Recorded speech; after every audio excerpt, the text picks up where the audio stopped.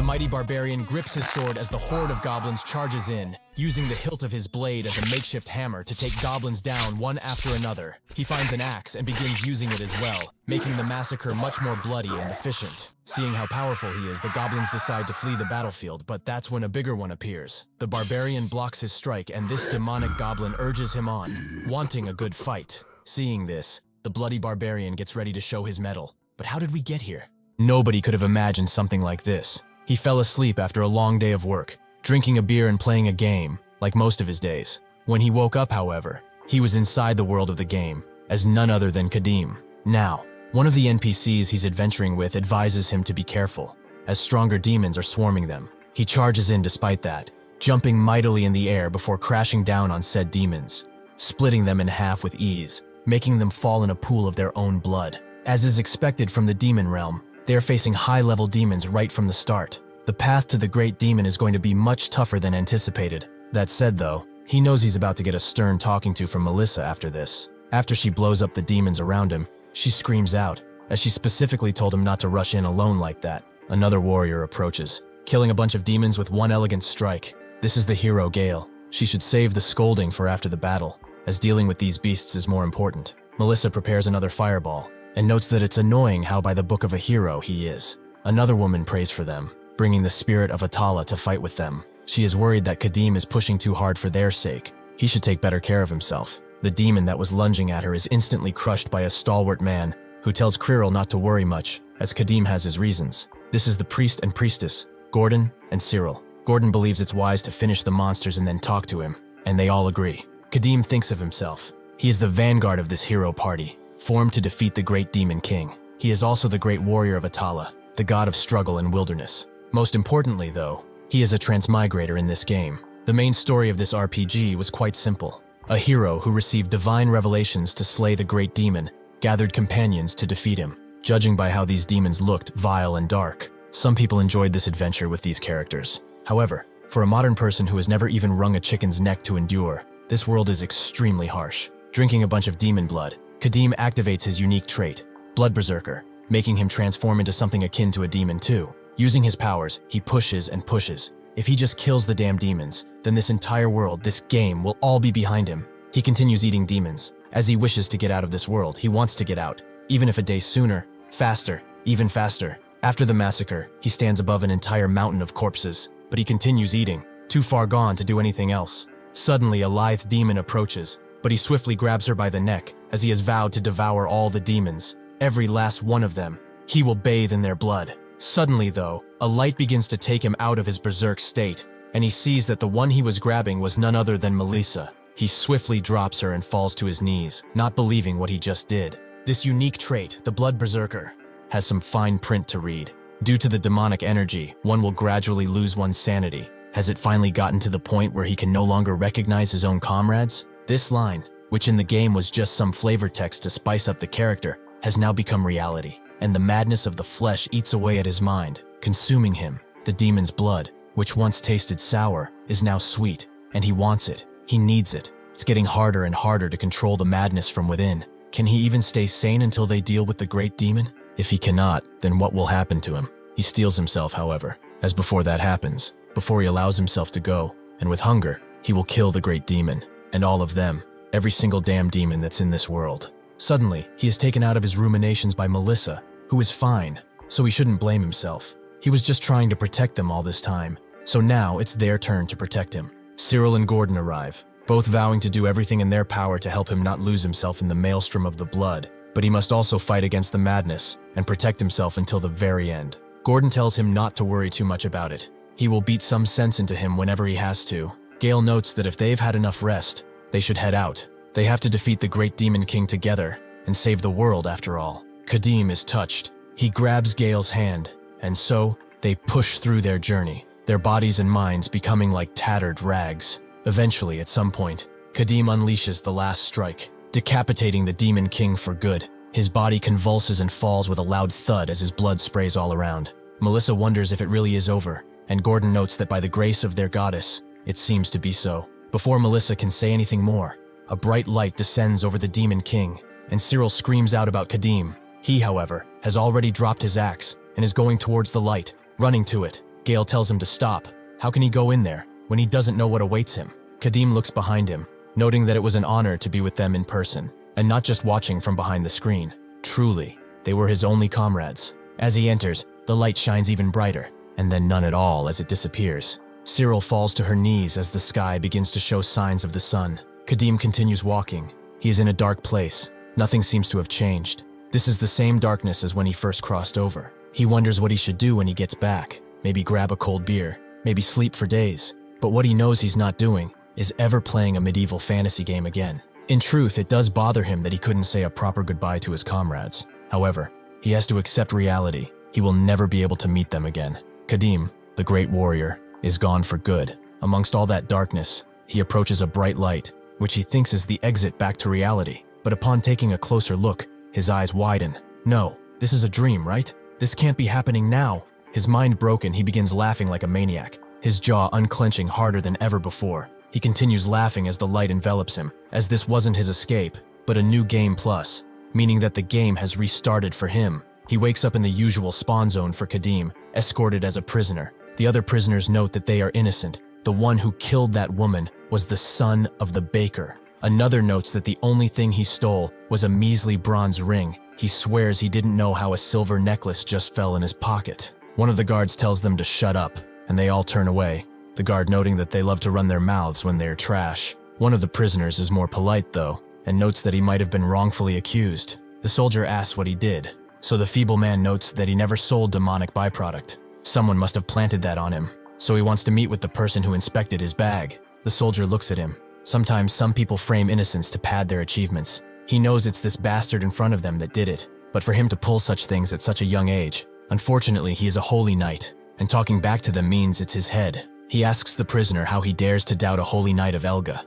If he is innocent, then he will be released safely. Until then he should shut up and get in line. It's really a shame, but since a holy knight was involved directly, it's unlikely for this man to survive. He should hope that he's born with a better status in his next life. Putting all that aside though, how in the hell did they even manage to capture a barbarian? As they walk, Kadim wonders just what is going on. This body of his is familiar, but all his power from before is gone. The madness and guilt that ate away at his sanity also seem to have gone with it. According at that message that said New Game Plus, he basically started over. However, he does not get it. Even back in reality, the game never started this way. An old prisoner approaches him and hands a root, telling him to chew on it while they talk, which makes it less boring. Kadim looks at him, and the old prisoner explains that he was once helped by barbarians like him long ago. He reminded him of them, and this is not much, but it's all he has for repayment. Kadim decides to accept the gift and begins chewing, with the old man asking how he got caught. Kadim doesn't know, and the old man understands that there are many such cases after all. The Holy Knight and priests of the Empire are way too hostile towards heretics nowadays, believing that believing in a different god is not a sin or wasn't. Kadim is puzzled. There is an empire on this continent? The old man is surprised he doesn't know about the Lucanian Empire, but Kadim knows that name. Isn't it a kingdom in the center of the continent? The old man notes it's far from that. They used to call it that, a long time ago. Kadim wonders, could he have now transmigrated into a parallel world with a different setting? He asks where they are going, and the old man guesses Lucan, the Empire's holy capital. Once they arrive there, the other prisoners will be summoned before the judges of Elga, and he will probably face Inquisition. Kadim guesses that means he won't die instantly, which is a relief. The old man tells him it's nothing to be relieved about. The Inquisitors are madmen addicted to torture. When they see a heretic like him, they only see him as a fun new toy to break. They will drive nails under his nails and pour boiling iron into his eyes. Suddenly, the holy knight in front impales the old man, killing him instantly. He tells everyone to listen. Anyone who dares to insult a knight of Elga will be vindicated of their sis with a swift death. He turns to Kadim and asks if he was the one who caused the commotion. If he doesn't want to end up like that fossil next to him, he should bow and beg for forgiveness. If he does so, he might be generous enough to let him live. In response, Kadim just smiles. The knight is angry that a heretic is daring to mock him, so he uses his spear to attack again. Kadim keeps smiling and catches the blade between his palms as it approaches. The knight tries to pull out of his grasp, demanding he let go, and Kadim obliges, the knight pulling so hard that he almost falls from his horse. Now he is mad. There is no more forgiveness. He will pass on swift judgment on him. Unfortunately for him, Kadim is already charging in with a shoulder bash. The strike creates a wave of air.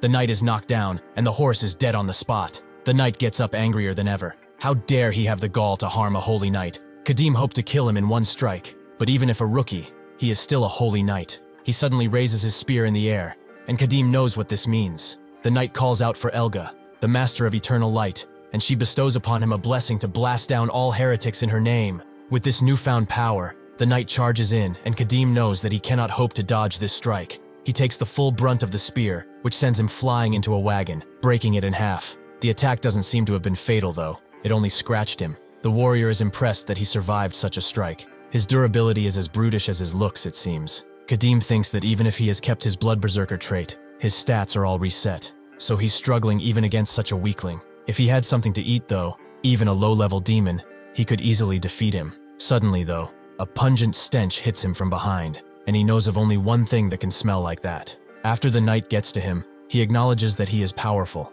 holding great strength, but this is as far as it will take him. He should receive forgiveness from God through his death. Suddenly though, that same pungent smell hits him, and he covers his nose in disgust. Seeing this, Kadim laughs, as it seems that the god he worships so much has chosen him. He breaks through the casket behind him to uncover the head of the demon, and just the smell is already making his blood boil. It's time to feast. He holds the demon head above him and crushes it down like an orange, drinking the beast's blood like water. The knight is simply stunned. He didn't expect to see something like this ever. Did this guy go mad after he hit him? He points at one of the lowly guards and tells him to finish off the barbarian.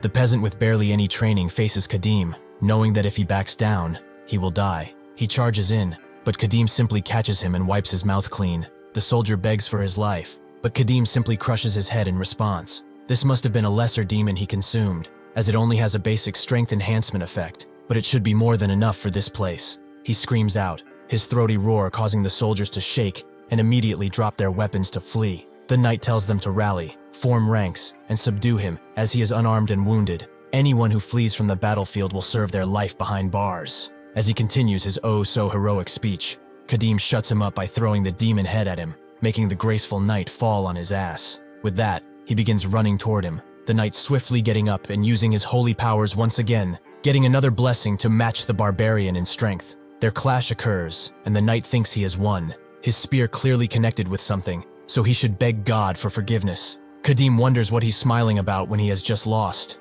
It seems the barbarian has caught his spear between his armpit, and using it as leverage, unleashes a devastating strike on the pompous knight. He continues pummeling him as he lies on the ground, defenseless, but eventually, the knight begs for forgiveness, tears barely able to come out of his swollen eyes. He was wrong. He begs for his forgiveness. Kadim seemingly walks away, causing the knight to think that he will get him for this. No matter what, he will end his life. As he lies there, he suddenly hears a dragging sound as Kadim approaches, before standing over him once again. He honestly didn't expect him to start praying to his god even at a time like this, but he will indulge him, and prays he will be with his damned god in the afterlife. The knight cries as Kadim impales him, ending his miserable life once and for all. After that, he looks at the fleeing soldiers. Sure, he could let them go, but the lesson he got from his first playthrough says otherwise. After the soldiers are all breathing hard, having run a few miles, they think it's safe, but they are all suddenly impaled by their own spears. This is the lesson Kadim has taught himself, to never leave loose ends.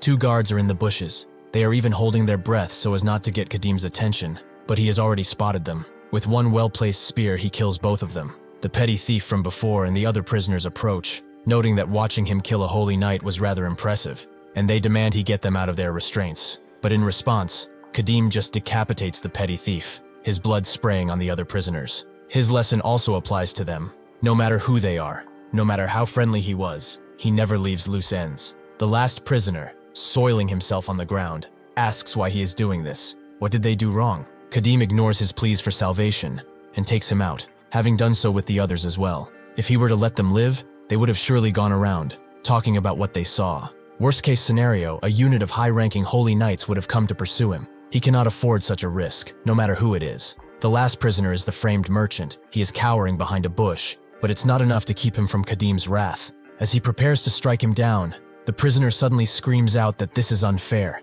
and bows down to the barbarian with all his might. He pleads with him to spare him just this one time, as he really hasn't done a thing wrong, and he wishes to live. Kadim simply asks why he should spare him, and the merchant notes that his wife and child are waiting for him back home, and he was only captured because someone had framed him. Kadim guesses he is probably innocent, but that is no reason to spare him, so he should accept his situation. There would be more dignity in it. Suddenly, the merchant screams out, Does he not need a guide? Kadim asks what he means. So the man explains that he is a traveling merchant from Multana, of the Free Cities Alliance. He sells goods all over the continent, so there is nobody who knows the terrain better than he does. Kadim thinks that he could be useful, and wants to ask him a few questions. He said Lucanian was an empire. The Lucanian in his memory is definitely a kingdom. So has this Lucanian been an empire since its founding, or when did it become one? The merchant is taken aback by this question.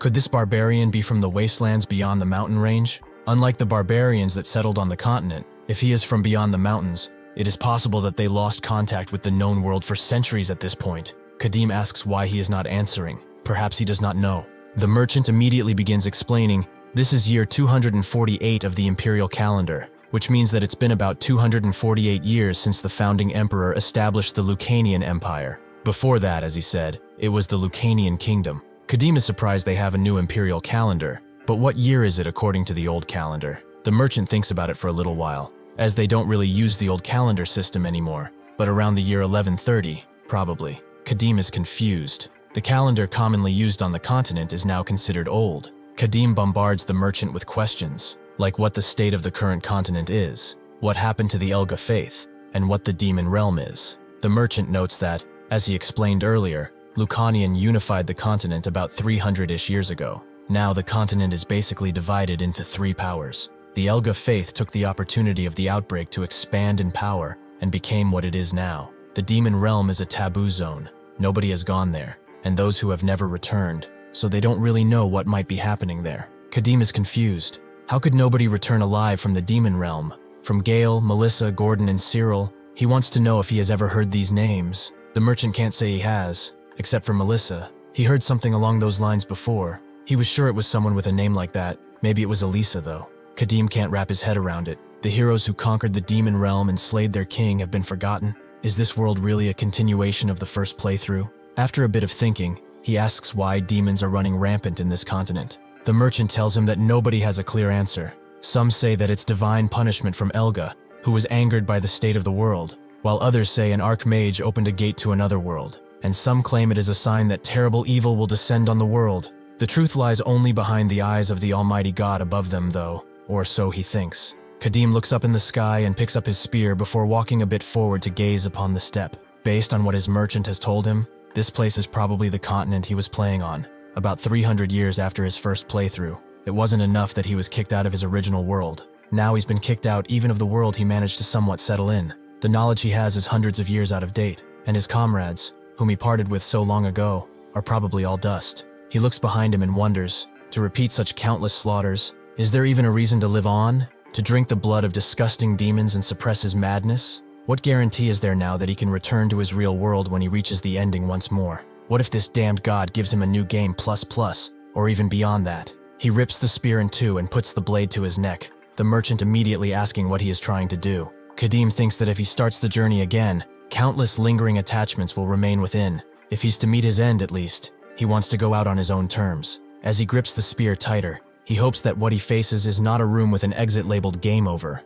At this point, he would much rather take nothing. Suddenly, he remembers Melissa. When he asked her what she would do after the demonic threat was over, she wanted to teach mages, maybe build a tower, or something similar. Suddenly, he snaps back and asks the merchant about what he heard of Melissa. He is not entirely certain about the details, but he thinks it's the name of the first master of the Mage Tower, or something like that.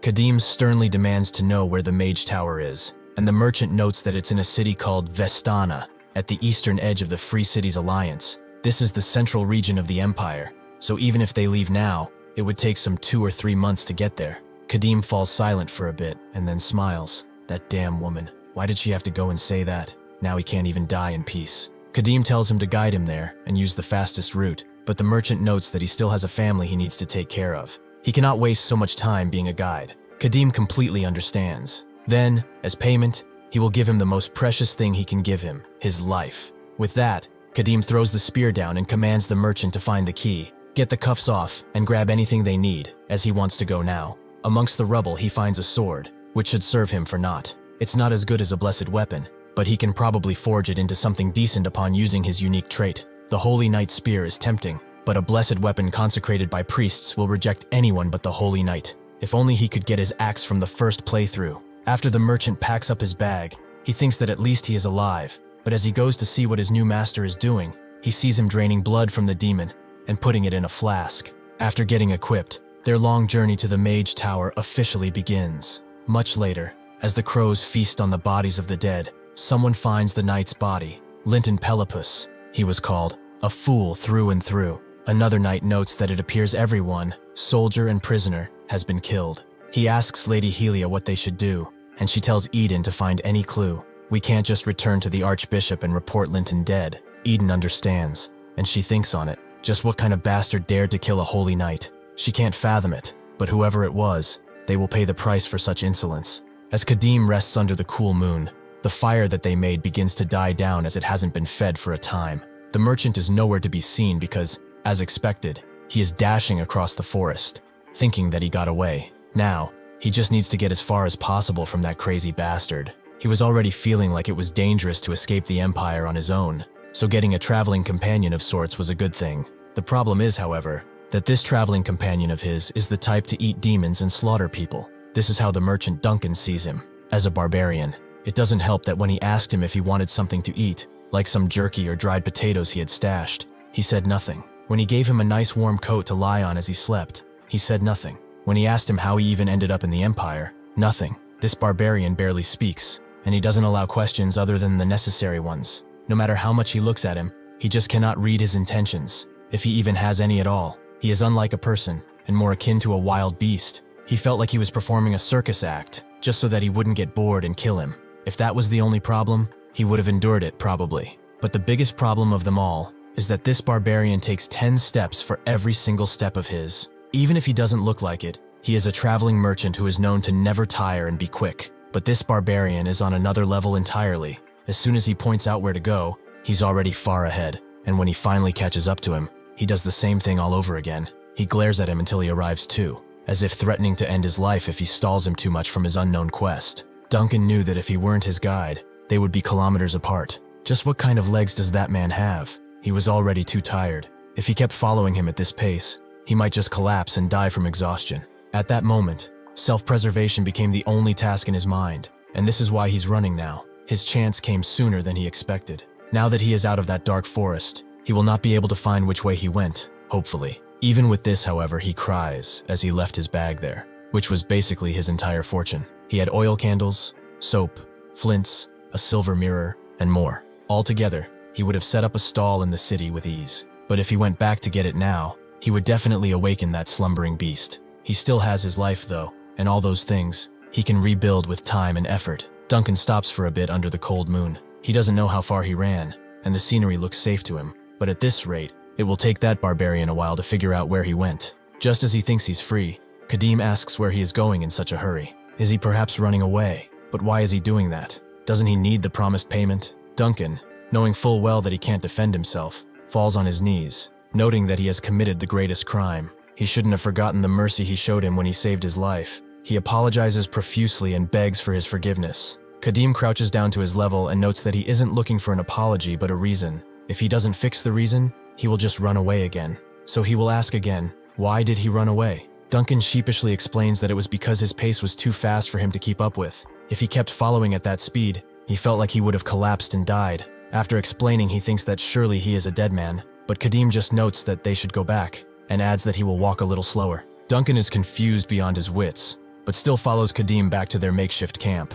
Kadim watches him sleep, clearly having a nightmare of sorts about him. Kadim thinks he was kind of in the wrong here. This hurried pace of his is a habit he formed in his first playthrough, as every moment felt urgent, like he was constantly being chased. The demon realm was a barren and hostile place. There was never enough food or water to properly feed them, and rest was just distant words. Since he advanced by drinking demon blood, he never knew he would be consumed by its madness, and the entire group would save every single moment, even from eating and sleeping, so they could hasten their steps. They probably wanted to make sure he didn't go fully mad. Unlike the demon realm, though, their current surroundings are not that dangerous. There is plenty of water and drink, and while the madness might just return one day, at least for now, it is no problem. Besides, slowing down is actually a good thing, as the traveling merchant is a rather useful guide. As they come to a crossroads, Duncan explains that there's quite a lot of friction around the borders. There are a lot more guards, so they should take a bit of a detour and go through a less guarded area instead. Kadim understands that if he thinks so,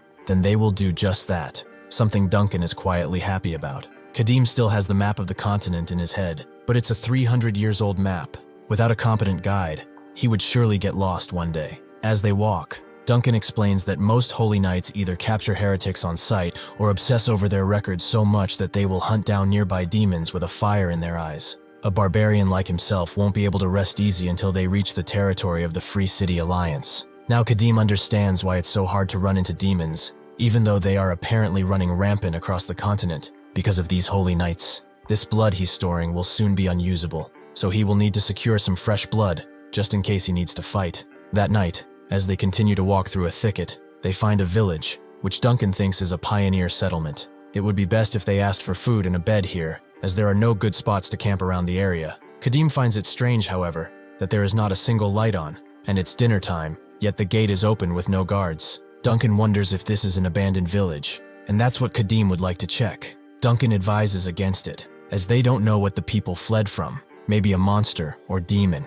That's when some low growling appears out of the village, but Kadim still pulls out his blade, as a monster or a demon would be quite the good tidings. As they enter, Duncan sheepishly follows Kadim and asks what happened, as this does not look like the average abandoned village. Kadim stops at the only house with an open door and blocks Duncan, who peers around him, just as a demonic goblin lunges toward them, screaming out as it does. Kadim barely moves as he cuts the beast in half, which falls right next to Duncan. Even more goblins come out of the dark home. Kadim thinks that goblins are not aggressive. On the contrary, in fact they are normally quite timid and avoid people. So for these creatures to turn aggressive means some entity has gotten involved. It looks like they came to the right place after all. Another goblin lunges at him, which Kadim easily dispatches, scaring his brothers. The second goblin screams out as Kadim lunges and decapitates him, but the third one actually throws a hatchet at him while he does that, which Kadim manages to block. With that, he takes care of the third goblin too, splitting him in half from the chest. Duncan looks at the corpses before him and asks if it is over,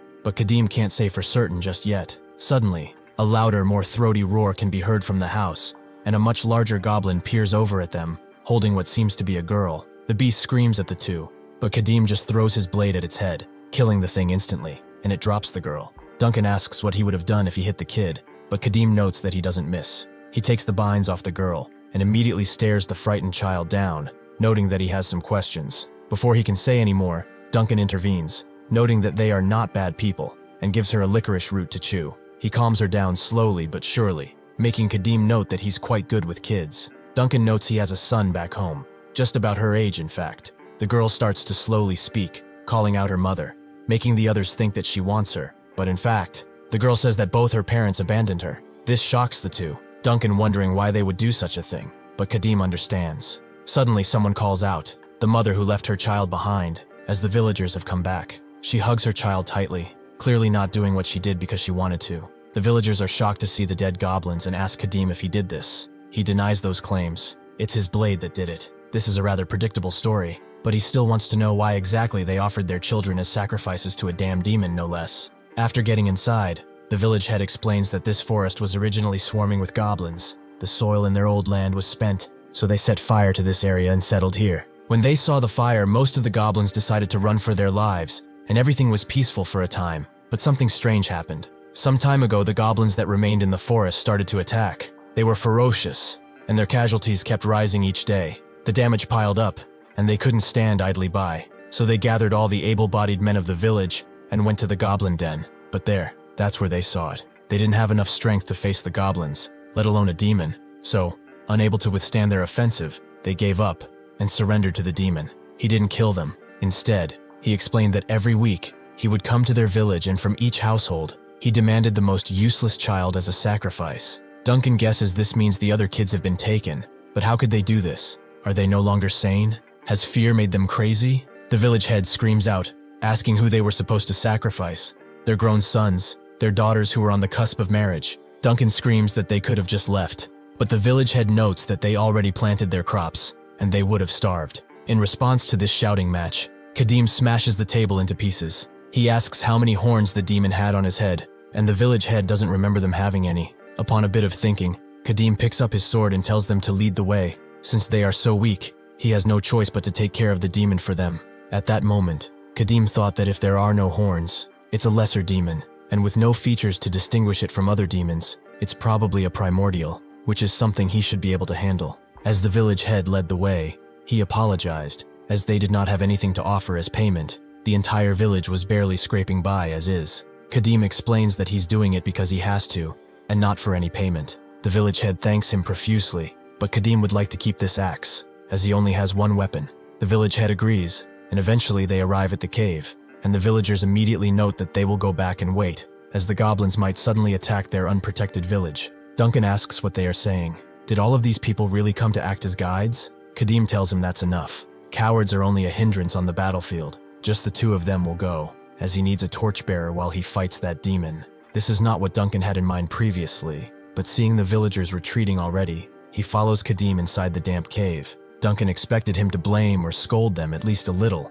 as not only did they offer their children to a demon, but they are cowards who are running away from redemption. Kadim, in turn, asks if he has ever faced a living demon. Duncan has not. He's only seen demon corpses at the black market a few times. Kadim explains that when a human comes face to face with a demon, their mentality changes forever. All that noble will to live is shattered, and only fear, combined with a need for survival, remains. A few humans overcome that fear and can stand against the demon, but he cannot expect such fortitude from ordinary villagers. Duncan still doesn't get how they could just sacrifice their own children like that. Even beasts know the value of their spawn. Kadim explains that sometimes, for one to survive, one must cross through the muddiest of filth. It was a choice they made for survival, so they cannot just condemn them. Didn't he hear them? They said they had no other choice. Duncan understands, but even so, from the children's perspective, it must have felt like the entire world had abandoned them. Truly, what good is a life that survives by abandoning humanity? This makes Kadim stop in place,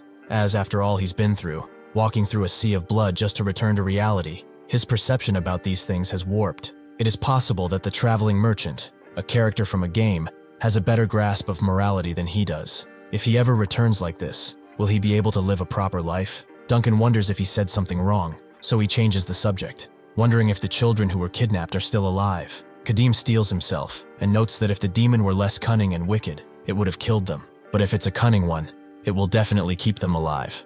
For now, at least. As Duncan wonders if it shouldn't be the opposite, he turns around to see Kadim ready to swing his axe, which he thinks is against him. But Kadim actually throws it in front of them, as he detected a goblin even before it made its presence known. With this attack, the others charge in, and as Duncan wonders where they even came from, Kadim tells him to keep his torch high. He charges in, piercing a goblin to hit another, before grabbing that same goblin he pierced and cutting another. However, after swinging, he hits a stalagmite. Their presence will make it hard to swing wide in this already enclosed space. The goblins growl and make noises as they see Kadim wrap some leather around his blade, and they charge in after that. Kadim, however, is now using his blade as a bludgeoning weapon, farming the goblins like the trash mobs that they are. He remembers the axe he just threw and picks it up, using both weapons to annihilate the goblins in all sorts of ways. Duncan can just watch as this happens, but he's completely stunned that just one man can do this. The goblins, knowing that they cannot win, begin to run away in fear.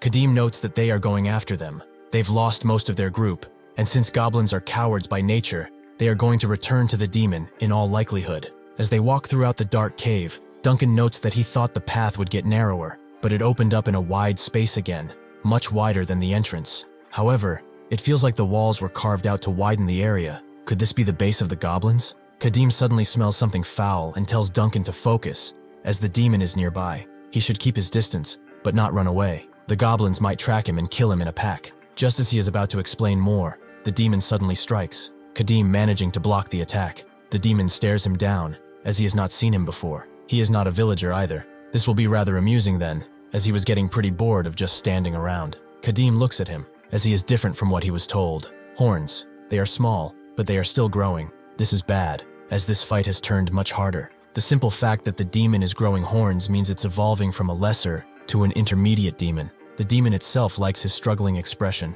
and within a second lunges at him. Kadim barely able to block the incoming attack. The demon reveals he loves humans. They are weak and rather obedient. Kadim only blocked out of instinct, as he lost track of him. But as he thought, this is not the power and agility of a lesser demon. The demon notes that he killed too many of his precious little goblins, and he's starting to dislike humans because of this. He must beg for forgiveness. Kadim thinks that a lesser demon can be defeated by a dozen or so able-bodied men, without training. However, against an intermediate demon, victory isn't guaranteed even with a squad of elite soldiers. The demon wishes him to give one more chance at life, but he will not use that arm. In fact, he will cut it off with that axe of his, then chew and eat it all to the bone. If he consumes his own flesh without leaving a scrap of it, then he will let him live. Kadim knows that in his current state, it would be difficult to fight a proper intermediate demon, but now, while its horn is still growing, he might just have a chance against it. The demon is confused. Is he not going to cut his arm off? Is he not going to listen to him, perhaps?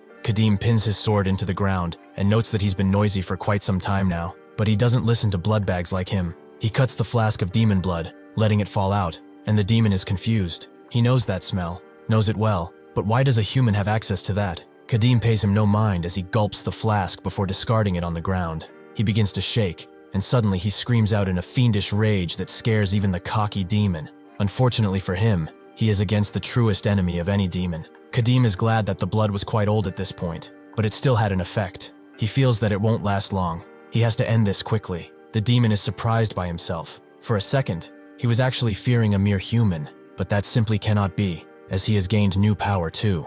For this insolence, he will have to kill him now, so he charges in, his claws extending further than before. Kadim knows that demons are cunning little creatures. If it had sensed danger, it wouldn't have hesitated to flee the area. Perhaps its judgment has been clouded by the surge of power from the horns that just started growing. As the demon strikes, Kadim can finally see its movements and strikes back with his axe, making the demon recoil from the impact, which seems to have chipped its deadly claws. Unfortunately, Kadim's axe has chipped too, the steel not being made for battle. If he keeps on fighting like this, it is only a matter of time before the axe fully shatters, so he picks up his blade. It doesn't matter though. Even if the axe were to break, he will use his sword, and if the sword were to break in turn, he would use his mighty fists. The demon looks at its chipped claws with increased anger and screams out, as this is simply unforgivable. Kadim suddenly charges in and slashes down with his blade, forcing the demon to block once again, but he is actually being pushed to the ground. He quivers, now realizing the full power of the human in front of him. Kadim doesn't stop there and prepares to hit him with the axe, but the demon throws off his blade and barely has enough time to get out of the way. He never expected such immense destructive force. His legs are shaking just from the impact. How can a mere human have this power? The demon roars as it charges forth again, trying to take Kadim's head off cleanly, but he dodges and shoulder bashes into the beast, making it recoil backwards. Kadim does not stop there, however, as he swings his blade mightily at the demon's neck, who barely dodges, but Kadim uses that same momentum to strike with his axe, this strike being much more powerful than the last, which seemed to have been a feint. The demon realizes how dangerous this next strike is, so he pushes himself back with all the force he can muster, Kadim destroying the stalagmite next to them completely. The demon puts his hand up as he huffs loudly. He demands to know what Kadim is, as it's clear to anyone that he is not a human. Kadim does not answer, and instead just stares at the beast, his eyes clear, purposeful, driven only by the want of battle. The demon knows that it cannot be a human. It must be some type of monster that has taken the shape of a human to deceive him. Knowing this, the demon jumps up, holding on for dear life to a stalagmite. He is being overpowered easily, and the beast is reading his attacks. It's useless for him to charge head-on at this point, but what else can he do?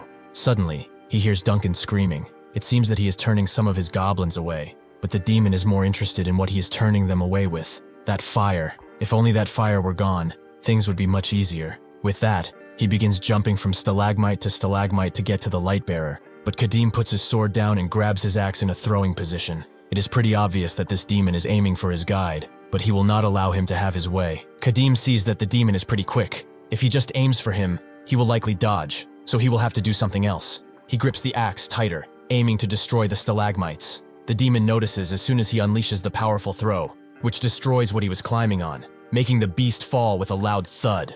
As the demon tries to uncover the dust from its eyes, Kadim takes this chance to charge in and impale its face. The demon manages to catch the blade before he goes further, and Kadim notes he's quite handsome with this new look. The demon tries to swing at him out of desperation and frustration, but Kadim is only surprised that he is still alive after he pierced his head. He summons more of his power in his swinging arm, and against the protests of the demon, pulls the blade upwards, completely slicing its brain in half. With the demon's death, the buff disappears. Kadim is glad that it even lasted this long in the first place. The goblins all look at him with fear in their eyes, shaking, not knowing what to do. It seems their ferocity is gone. Now that the demon is dead, they will not be affected by the demonic energy, but that doesn't mean anything. They have already become bloodthirsty beasts once. He will take care of every single one of them before he leaves. The second goblin tries to run away, fearing for his life. But Kadim provides no mercy. Lastly, he goes for the goblin that's holding a torch, aiming to end his life as swiftly as possible. But suddenly, Duncan knocks him out of his bloodthirstiness,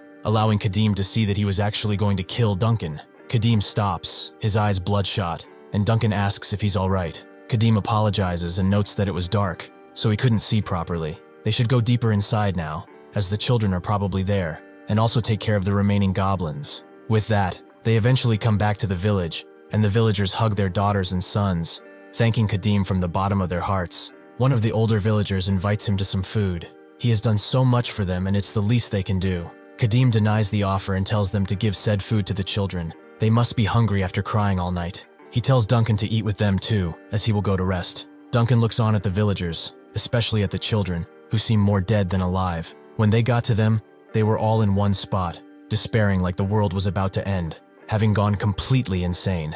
Kadim explained that they have been brainwashed since their capture, which makes them repeat stuff endlessly until their minds are completely broken. Their parents abandoned them. They are the most useless children, that sort of thing. It's a powerful brainwashing, repeated so many times that even a steadfast holy priest would not be able to withstand it for long. Well, one can't call it full brainwashing. It's a fact that their parents abandoned them after all. It just carved that fact into their minds, so they can never forget it. After being abandoned by the people who gave birth to them, and the people they looked to protect them, these children will never be able to grow up normally. Duncan just couldn't understand why a demon would do such a thing, and Kadim simply stated that it is in their nature. Human suffering and despair are their greatest achievements and nourishment. At that moment, Duncan understood what he said when he stated that this demon was cunning and cruel. Even so, if the parents repent for their sins, and if they take care of the children fully now, could they not recover? Isn't there that saying, utmost sincerity can move heaven? Kadim noted that there was always a possibility, but he doubts that those parents who abandon their children without second thought are capable of such a thing. Knowing all this, Duncan decides to go with Kadim too, not wanting to see the faces of those children any longer. Inside their lodging, he is surprised to see him say that they are leaving already. They should at least rest for today and leave tomorrow, as his injuries have not healed fully yet. Kadim explains that a witness is likely to come forward by now. Killing soldiers and prisoners will be overlooked, like usual, but killing a holy knight is not something they would let slide. Duncan completely forgot that he did that, and Kadim says that if they are unlucky, those bastards are already on their tracks, and they have to hurry, as they are unlikely to let this go. Outside, Kadim punctures the demon's neck and drains his blood in a flask as everyone watches. He gets it to around half full, which should be enough for emergencies. It seems he accomplished his initial goal of visiting this village. The village head asks what he plans to do with the demon corpse, and Kadim tells them to burn it. This surprises the head, as he's sure this thing was difficult to catch, and he thought he did it for money. Since he does not know its worth, he will graciously take it from him and sell it to a holy knight or merchant. Kadim, knowing what he's thinking, explains that if he does not burn it, the smell of blood will start to spread, and when other creatures smell it and devour said corpse, they will become monsters. Certainly he does not wish to be attacked by goblins again, right? Under everyone's scrutiny, the village head decides to burn it right away. Behind Kadim, the same villager who offered him food comes with a few rewards for saving his children. It's not much, but everyone has gathered stuff for him, and they won't take no for an answer. Kadim cannot deny their sincerity, and equips the heavy boots combined with the belt, which will certainly be quite useful. Just as he turns away to leave, the wound from the spear begins to glow and hurt again.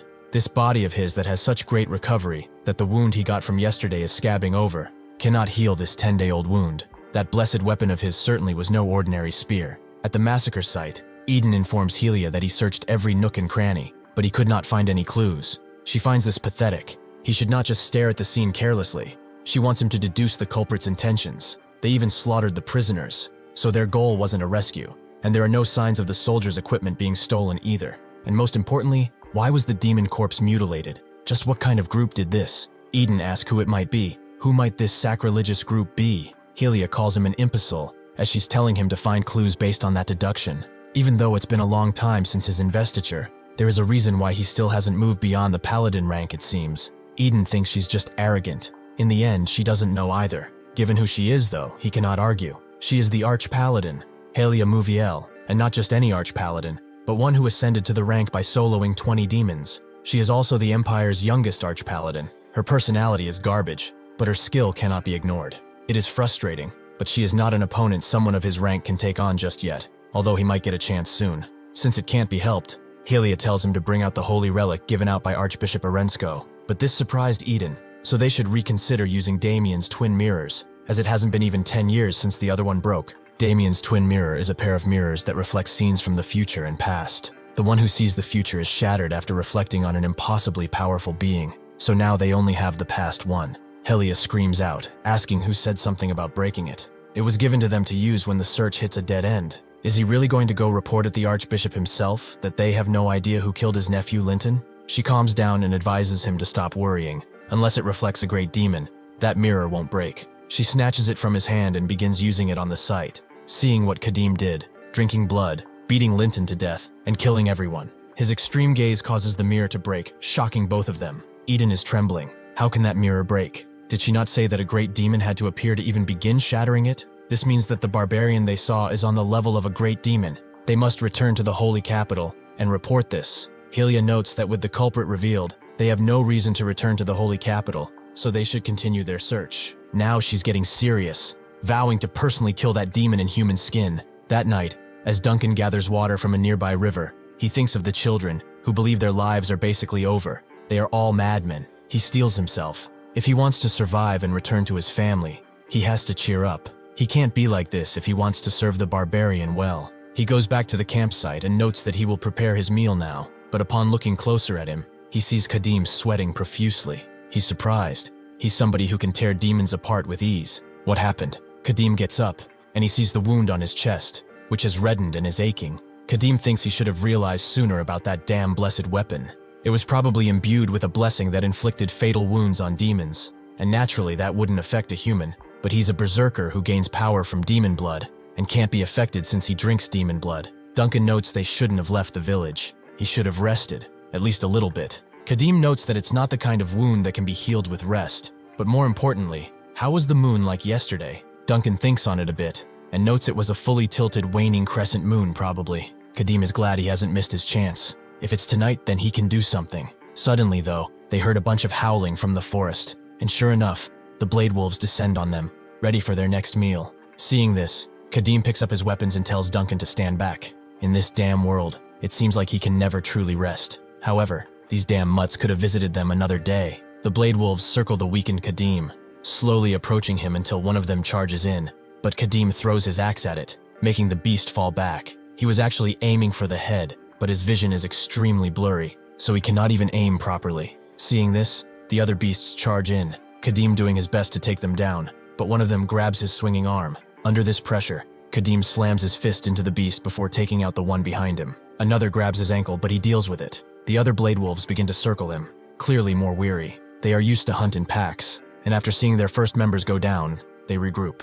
There are too many of them. If his body were in a better shape, he wouldn't have his issue. Suddenly, he hears Duncan screaming, who is protecting himself with fire. Kadim knows that if he's going to drink demon blood now, it will be like taking poison, but he does not have a choice. Under the guise of the beasts, he takes the demon blood in his mouth, and the beasts know he is far more dangerous than before. He suddenly grabs his blade, and with 2 swipes, takes out the ones threatening Duncan. He grabs his axe, and begins to kill wolves left and right. The blood berserker buff effect changes, depending on what type of demon blood he drinks. If he had to guess, this time, it's agility. Sure enough, as 2 beasts charge him, he dashes through with amazing speed, taking them out. He expected this effect, considering that demon bastard was just as fast. Suddenly, the Bladwolves retreat, Duncan thinking they are running away. But Kadim knows that's not the case. It seems that the Alpha has arrived. Duncan is shocked to see a wolf twice as big as the others, but Kadim is more scared about the buff, as it's about to run out. Suddenly, the beast attacks with no warning, Kadim realizing that it's trying to crush him with only its weight. Suddenly, the side effects of the injury get to him, and he falls on one knee.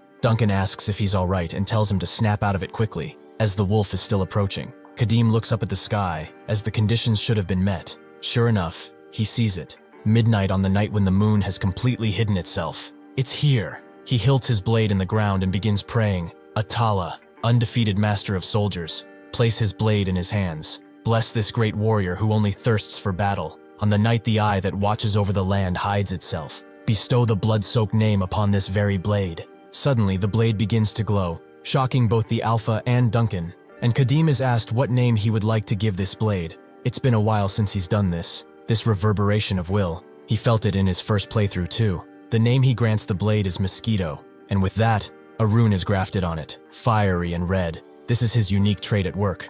the one who bestows names. The Alpha attacks again, but Kadim easily swipes an attack on the beast, causing it to land. The special effect of the blades activates, which is vampirism. This causes him to restore a small amount of health and heal some wounds. The Alpha growls at him, and Kadim is not satisfied either. He wants to see what this beast can do. Eventually, though, he takes the Alpha out, and due to all the attacks he got on it, all of his wounds heal. Kadim is pleased to see that even his fatal wound from the blessed weapon did. If anything, it was rather helpful that these things showed up. What's written on the blade is ancient script, so he can't read it, but it probably means mosquito, and vampirism is a special effect that restores life force upon attack. Unfortunately, the weapon is low grade, and the efficiency isn't great. To fully recover from being a wreck, he'd have to slaughter dozens of beasts, and even then, if he encounters an enemy that is not flesh, it's useless. This is enough for now, as being able to grant a special effect without any material is an advantage. Duncan peeks over the tree he was hiding and approaches, surprised to see the situation unfolding like this,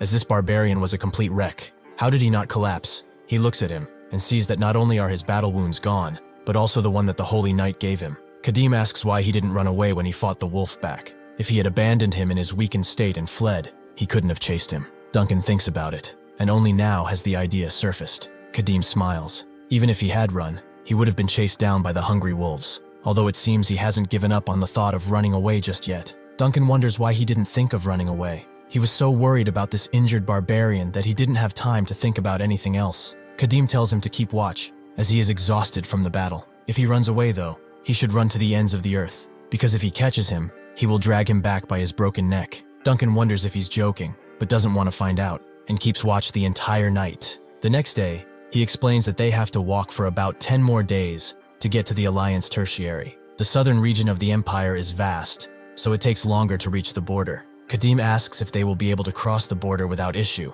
as he doesn't want to run in another Holy Knight. Duncan thinks it's not a problem. That is why they came to the poorly guarded area. They might run into bandits, but that shouldn't be a problem for him. There is a small castle called Multana where they will restock. It's a remote place that the El Gafati can't influence. The Free City territory is smaller than the Empire's, and has a more developed commercial sector, so the road is well maintained. If they follow shortcuts, they can get there in no time. Kadim thinks that it still won't be an easy journey despite the roads, but it's much better than the old days. 300 years ago, the Eastern continent was an arena where countless kingdoms were vying for power. People became exclusive, and nobody welcomed outsiders, especially a massive barbarian who could cause a ruckus. Melissa even looked at him strangely when they met, and he couldn't blame her. To a young mage who spent her entire life as a scholar, a barbarian suddenly asked to travel with her. She immediately wrote about him in that diary of hers, writing all kinds of needless stuff. He smiles as he remembers it, although now, this is just a useless memory.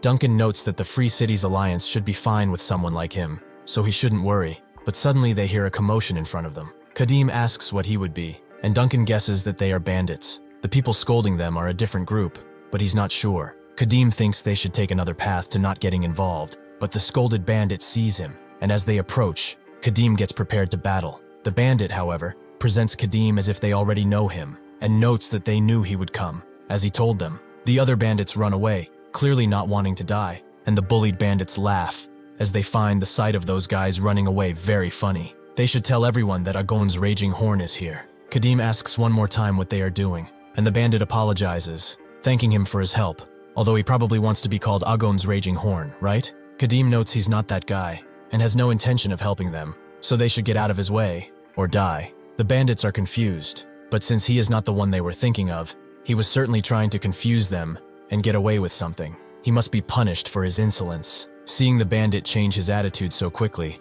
it's clear to Kadim that he was waiting for someone else. Since they have the numbers, they probably think they have the upper hand too. One of them notices Duncan and asks what that porter of his is carrying in that comically oversized bag. Something expensive, maybe? When he goes to take a peek, Kadim stops him, confusing the bandit. He's making him quite sad by acting like this, popping out of nowhere and confusing their people like that. Because of him, they have to fight those bastards now without reinforcement, so he ought to offer some financial compensation at least. Kadim just stares him down, and the bandit guesses he doesn't want his pockets touched. If not, they will do it like this. Since it seems he can handle himself, he should come with them to fight those bastards, while pretending he is Agon's raging horn. He saw those bastards run away earlier, so it really won't be hard at all. He pretends to be him, noting that he just has to shout and they will flee again. With that, They can call it even without taking his bag as payment. It's only natural, since he is at fault here. If a man has manhood, they ought to take responsibility. Perhaps he is a woman under all that, so he doesn't really know how to make him repay. It's his first time seeing a barbarian, so he doesn't know how to discern between the two. As his friends laugh, Duncan thinks that Kadim keeping quiet is very bad. Perhaps he's holding back to not get tangled up with bandits, though. The bandit thinks it's decided, though, since they will be working together. How about they introduce themselves? He's first. Kadim will gladly do that, and with a swift swing of his blade, he decapitates the bastard in front of him. As it rolls on the ground, his friends take a while to realize what happened, and as they scream, Duncan sighs, fully expecting this. The bandits immediately pull out their knives and blades, noting that he will not get out of here alive. Kadim fully introduces himself. He's also the great warrior of Atala. After a very short amount of time, Kadim is done with the measly bandits, taking his axe out of the last one, but he sees that it's well past its glory days at this point. The edges are chipped, and the joint is rattling, marking its loss. It wasn't meant for combat, however, and he's been through the ringer with it. He sets it on his belt, thinking that he will look for a more decent one at the castle. It seems that one of the bandits still lives. He is frozen with shock until Kadim turns to him. He immediately sprints away, but he immediately trips and falls. Kadim thinks this is good. He no longer has to worry about losing a leg, and he doesn't have to pull his axe out. If he doesn't want his spine crushed, he'd better answer his questions truthfully, though. Are they bandits? What's their relationship with the ones that escaped? And most importantly, who's Agon's raging horn? Seeing him not answer, Duncan intervenes, noting that Agon is a city in the center of the Free City Alliance. It has the largest arena on the continent, and countless mercenaries, gladiators, and wanderers gather there, seeking wealth and honor. Agon's raging horn is a legendary barbarian merc who has won the championship on multiple occasions. Kadim asks if these guys mistook him for that, which Duncan guesses, but he finds it strange. He is such a famous figure that even a chairman could not meet him easily. Maybe if they paid him a fortune, but not even then. The bandit screams out, noting that their boss is from the arena, and he said they've been best friends since back then. He said if they asked for help, he would drop everything and come, no matter what. When Agon's raging horn is here, they will all die. He damns it all. This is all because of those Black Hammer Gang bastards. The area used to be their territory, the Blood Cave Gang territory. One day, though, they pushed in using their sheer numbers, which is why their boss asked his best friend for help. Duncan notes that truthfully, they've been completely scammed. If they were truly best pals, would he just watch him act as a bandit in a place like this? He could have just tossed him some gold bars to open a decent shop in a big city. The bandit begins to realize this too, and Kadim thinks that, regardless of circumstance, he has killed several members, so they won't let it slide. It is better to strike first than be ambushed. Since they are bandits, he will loot their supplies without any guilt, and perhaps he can procure a more decent weapon too. He tells the bandit to lead him to his group so he can clear them out, and he refuses at first, but when Kadim presses on his spine, he folds. At the hideout of their gang, their leader sits atop a golden throne. He is Graham, the leader of this ragtag group, and a close friend of his brother, the Agon's raging horn. He made a name for himself in the arena of Agon, and he's a proud and brave warrior. That's what he would like to be, but Raging Horn doesn't even know of his existence. The truth is, he was a basic gladiator with 1 win and 4 losses. He lied about sending a messenger because his subordinates kept acting out, but even if he had sent one, Raging Horn wouldn't have come anyway. He wonders where it all went wrong. He just wanted a simple life. With those loyal subordinates he gathered by lying, or at least, exaggerated bluffs. Scraping by on banditry in this area, that would have been enough for him. This is all because of those Black Hammer bastards. They had their border. Why did they need to creep down here? As he despairs, a subordinate screams out, rushing to him, as the Raging Horn is here. Before he can ask to be saved, the subordinate is taken out by Kadim with a precise axe throw. Graham can't believe it. The distinctive barbarian attire, that amazing physique.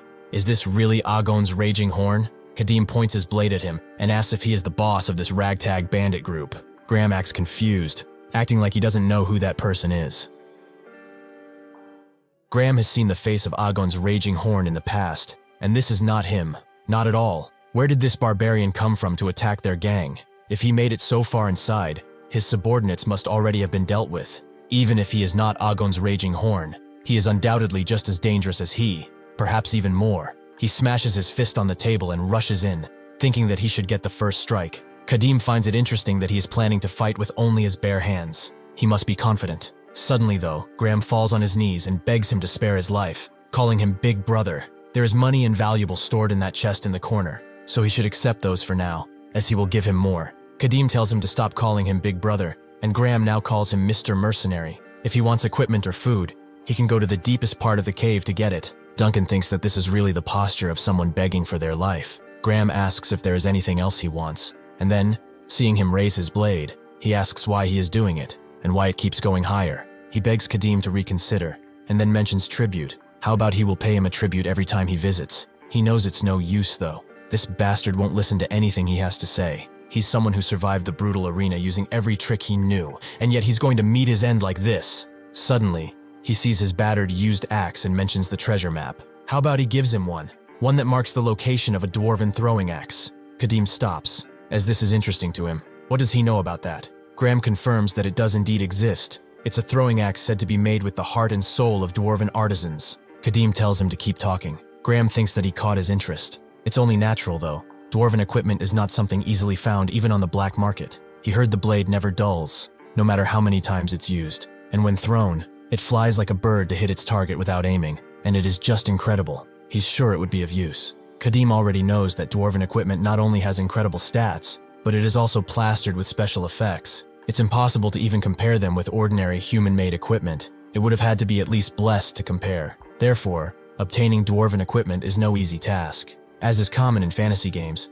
different races like dwarves and elves exist in this game. However, they were minor races and did not have a high presence. Because of this, even dwarven equipment that could be obtained through quests in the game was not something one could easily get in this world, which has become reality. Since there was no way the dwarves, who dislike humans for one reason or another, would willingly sell their equipment. If what this bastard is saying is true, this is an opportunity he cannot miss. High-performance weapons are necessary, if only to avoid relying too much on the demon blood and suffering the same consequences as in the past. He asks where the map is, but Graham doesn't want to say. First, he wants to have his life guaranteed. As this is not a lifeline he cannot let go, it's the only one he has. Kadim smiles. Does he really think he will negotiate with a mere bandit? He drives his blade in Graham's shoulder and notes that in negotiation, he has a few tricks he can use too. He will keep driving holes into him until he feels like talking, so he should try holding out as long as possible. Graham has finally realized just how screwed he is. At the Black Hammer Gang hideout, one of the members who saw Kadim has come to tell them what happened, but one of them doesn't believe him. This all seems like nonsense to him. The boss smashes his mighty hammer on the ground, making them stop this squabble. Is he really saying that Agon's Raging Horn has come to the frontier? To help the Blood Cave Gang, no less? This is the Black Hammer Gang boss, Kravan. They both now confirm as such, but Kravan asks if that makes any lick of sense. They both beg to be believed, as they really saw a barbarian, as large as a bear, and he helped them. Kravan knows that these dimwits wouldn't react like this if something didn't happen. They must have seen something. There were rumors that Graham and Agon's Raging Horn were close friends, but that has to be nonsense. Does it really make sense that a legendary arena champion would move just to help a third-rate bandit? Once one crosses into the Alliance territory, having a barbarian mercenary is not a difficult thing to obtain. He probably hired one just to bluff. However, just in case it really is Agon's Raging Horn, he should act while he can. Suddenly, one of the men rushes inside, noting that there's a raid. The Blood Cave Gang is approaching them. Kravan asks how many, and the bandit notes that there are only 2 people. One is the leader, and the other is what looks to be Agon's Raging Horn, a massive barbarian. The 2 bandits who reported knew he would come, and Kravan still doesn't fully believe it. But if that really is the case, they do not stand a chance in a head-on fight. He tells his men to deploy crossbows behind the barricade, while the rest hide in the bushes. On his signal, they will all fire arrows. Alas, they should go and verify if this really is the Agon's Raging Horn they speak of. As Graham forcefully escorts Kadim, he notes that they are almost there, but wonders if he really intends to go inside, into the Black Hammer hideout. Kadim notes that it was he who said the map is inside their territory, or perhaps he lied. Graham wouldn't dare. They originally hid it in their territory, but since they lost it to these bastards, things just happened like this. The thing is, they are up against a huge bandit gang, so walking openly is quite dangerous. Kadim asks how many there are, and Graham immediately begins lying, noting that there are 50, no, at least 100, and each is as cruel and vicious as the next. If he says 100, surely he will give up, he thinks. And Kadim does note that this is a big number for a frontier gang, so he will be a bit tired after killing them all, so they should hurry, as he wants to be back before sunset. Unfortunately for him, Graham's plan did not work at all, and soon they met face to face with Kravan, who looked sternly at Kadim before asking Graham what business he had here. Graham notes that's a foolish question. Isn't it obvious that he has come here today to declare the downfall of the Black Hammer Gang, with his close friend, the great champion of the arena, the revered Agon's Raging Horn? Everyone gets serious. wondering if this is really who they say he is. And Graham thinks that with this, they will be shaken up, and with the focus on the barbarian, he will run away while they fight. Suddenly, Kadim asks what he is doing by almost pulling his scalp off, and notes that he is not Agon, whatever his name is. He has no intention of fighting as long as they get the item that he is looking for. There is no reason for them to shed blood here, no? Creven smiles deeply, as he knew that this bastard wasn't Agon's raging horn. He must be Merc hired by Graham. He probably betrayed him after realizing he was dragged into this death trap. But why is he so calm when he is not Agon himself? Does he not understand the situation he is in yet? He smashes his hammer on the ground, and the crossbowmen appear, along with everyone else from the bushes, circling the two like prey. Cravan notes that he should cooperate. Then what item is he seeking? His subordinates will help him, so he should speak freely. Kadim explains that he's looking for a map. This guy knows the location, so he doesn't need their help. They just need to peacefully clear the way. Cravan is intrigued. Perhaps he is talking about this old thing. Graham exclaims that this is it, but how does he have it? Cravan didn't expect him to hide it. One of his subordinates found it under a rock and brought it to him. Several groups have come looking for it. So the thing that it's marking must be quite precious. Well, he doesn't plan to use it, and if he can't have it, nobody can. Graham asks if he really is crazy, as he sees him rip it apart, and then eat it. Creven tells him to take it now.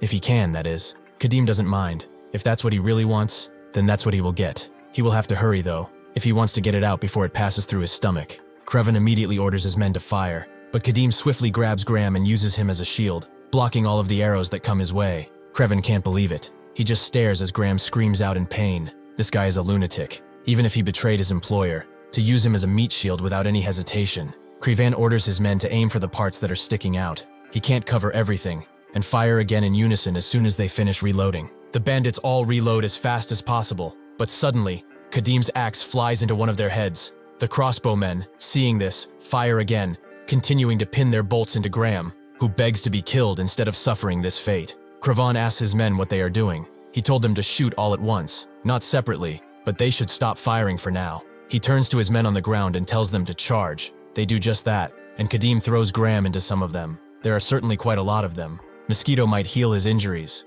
but dealing with this many numbers, he could sustain some unwanted injuries, so he will end it as quickly and as decisively as he can. Cravan wonders what he just drank. Was that alcohol or water to quench his thirst? Kadim feels an intense sense of elation, incomparable to when he drank it while his body was a mess. He is stronger, focused, and ready. Suddenly, he rises in the air as the bandits berate him and slices some of them up before they even notice. Using the demon blood, he is faster than they can perceive, especially since he has the agility enhancement. The bandits cover their backs, wondering how the hell he is so fast, but Kadim still cuts through them. Seeing all of this bloodshed, Cravan wonders what is happening. There is no way a barbarian received Elga's divine power. Just where did such a beast even come from? He gulps audibly and tells the crossbowman to load a crossbow and bring it to him now. They do so, and Cravan thinks that no matter how fast his feet may be, there is always a moment when he stops moving and reveals his presence. As the number of his men dwindles and the distance widens, it becomes more frequent. After attacking, he reveals himself, stopping his feet, and then shows his back to find the next target. Like now, he fires off the bolt, which flies toward Kadim at an amazing speed, right into his face. Cravan thinks that he got him, and smiles widely. Kadim is faster than he expected, however, and just as the bolt tip reaches him, he grabs it and snaps it in two. Cravan can't believe it. How did he catch a bolt flying toward him? What kind of power-up nonsense is that? Seeing that they dare to interrupt him, Kadim begins to slowly approach, with one of the bandits noticing as such, but Cravan tells him to stop standing there and reload his crossbow too. The few bandits that are on the ground try to stop him, but he just goes through them without a scratch on him. Seeing him not stopping at all, Creven wonders if he changed priorities because he saw the crossbows as annoying, and he asks his subordinate how many loaded crossbows they have. He explains that they have 3, including the one he has in his hands, and Cravan tells him to listen very carefully. He stuffs a bolt in his pants and grabs his mighty hammer, preparing to face Kadim, who is slicing through his men as he looks at him. Cravan thinks that since he cleared out the men who were blocking the front, he will close the distance soon.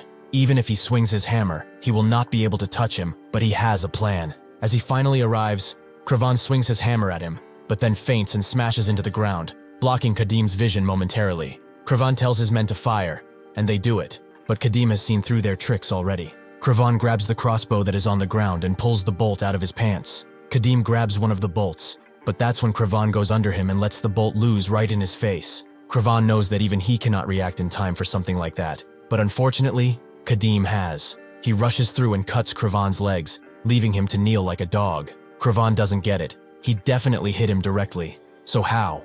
What happened? Kadim snaps the bolt and spits it out as he caught it with his teeth. He will go deal with his little crossbowmen and come back, so he should wait quietly for his sentence. Kravan can only listen as he hears his men scream and shout, begging to be spared, but there is no sparing against Kadim's might. After he is done, Kravan knows this is a bit late to bring up, but could he spare his life? Kadim did not have any intention of killing him anyway. He's just going to slice open his stomach and get the map.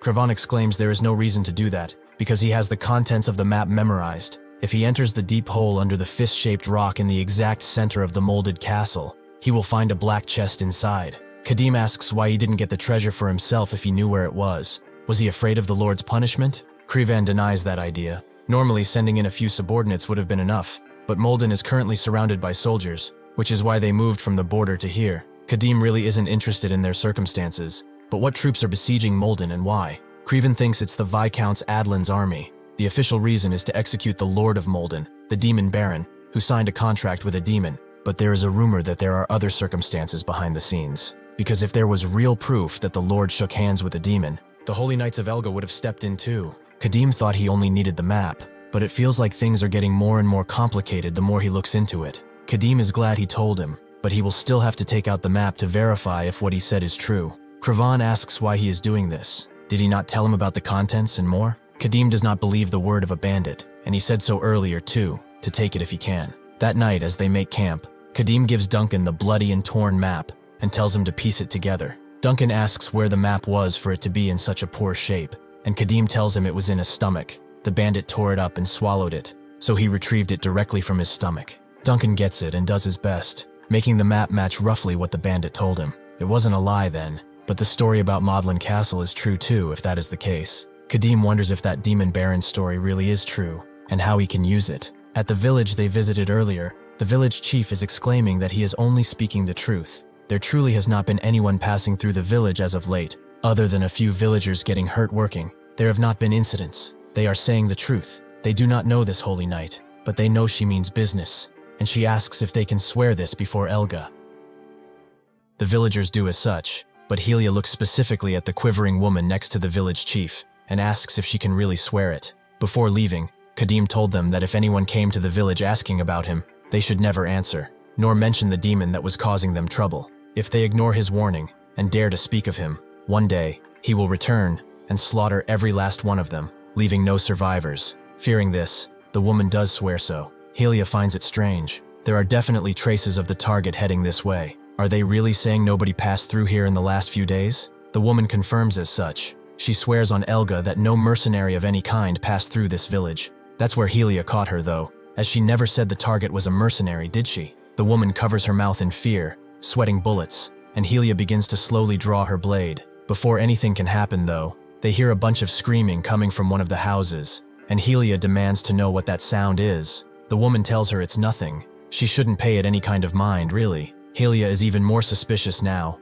and does not listen to them. She immediately goes into that house and finds someone on the floor convulsing, their eyes reddened. Judging by this, they are possessed by a demon, and quite severely. The woman excuses it as a chronic illness. He's been like this sometimes since he was young after all. As Helia begins to walk toward the boy, the woman grabs her leg, telling her she can't just do this once. She should let it go. Helia doesn't even listen to her, and begins casting her magic, making a beam of holy light appear in her hand, which she smashes in the face of the boy, consecrating him fully. The light permeates throughout the entire room, giving it a warm and holy feeling that everyone can feel. With this, the convulsion stops, and Helia explains that the child has been saved from the inner demon planted by that devil. From now on until forever, his soul shall never again suffer from the devil's whispers. She can promise that. The woman has calmed herself now, and thanks Helia from the bottom of her heart. But suddenly a wave of fiery stillness goes through her boy, and Helia cuts off his neck entirely. A lamb once stained by such evil cannot be left alive. He was forsaken by the light, so he must offer his life as a sacrifice to wash away that sin. The woman doesn't understand why his head is there. Surely he was in her arms just a moment before. She begins to scream out, realizing what had happened, and Helia tells her not to worry. She took his life after destroying the inner demon inside, so the child now enjoys eternal rest by Elga's side. But the unbeliever who defied an oath sworn on Elga's name will not. If she does not wish to wander in endless darkness for eons, She should confess the truth immediately. That evil spirit, that barbarian she's been hunting, where did he go? That same night, Duncan checks their supplies, noting that, thanks to him destroying 2 bandit gangs, they secured more than enough food and supplies for now, so much that they even had to leave most of it behind because they could not carry it all. However, he could not find any quality weapons he was hoping for. They were bandits after all. Kadim asks if he knows anything about the Lord of Molden, and Duncan has heard of the demon Bareng in passing. The nickname probably didn't stick because of harsh rules or a contract with the demon. He once had a drink with a merchant from Molden, and he missed his hometown, saying it was a very nice place to live.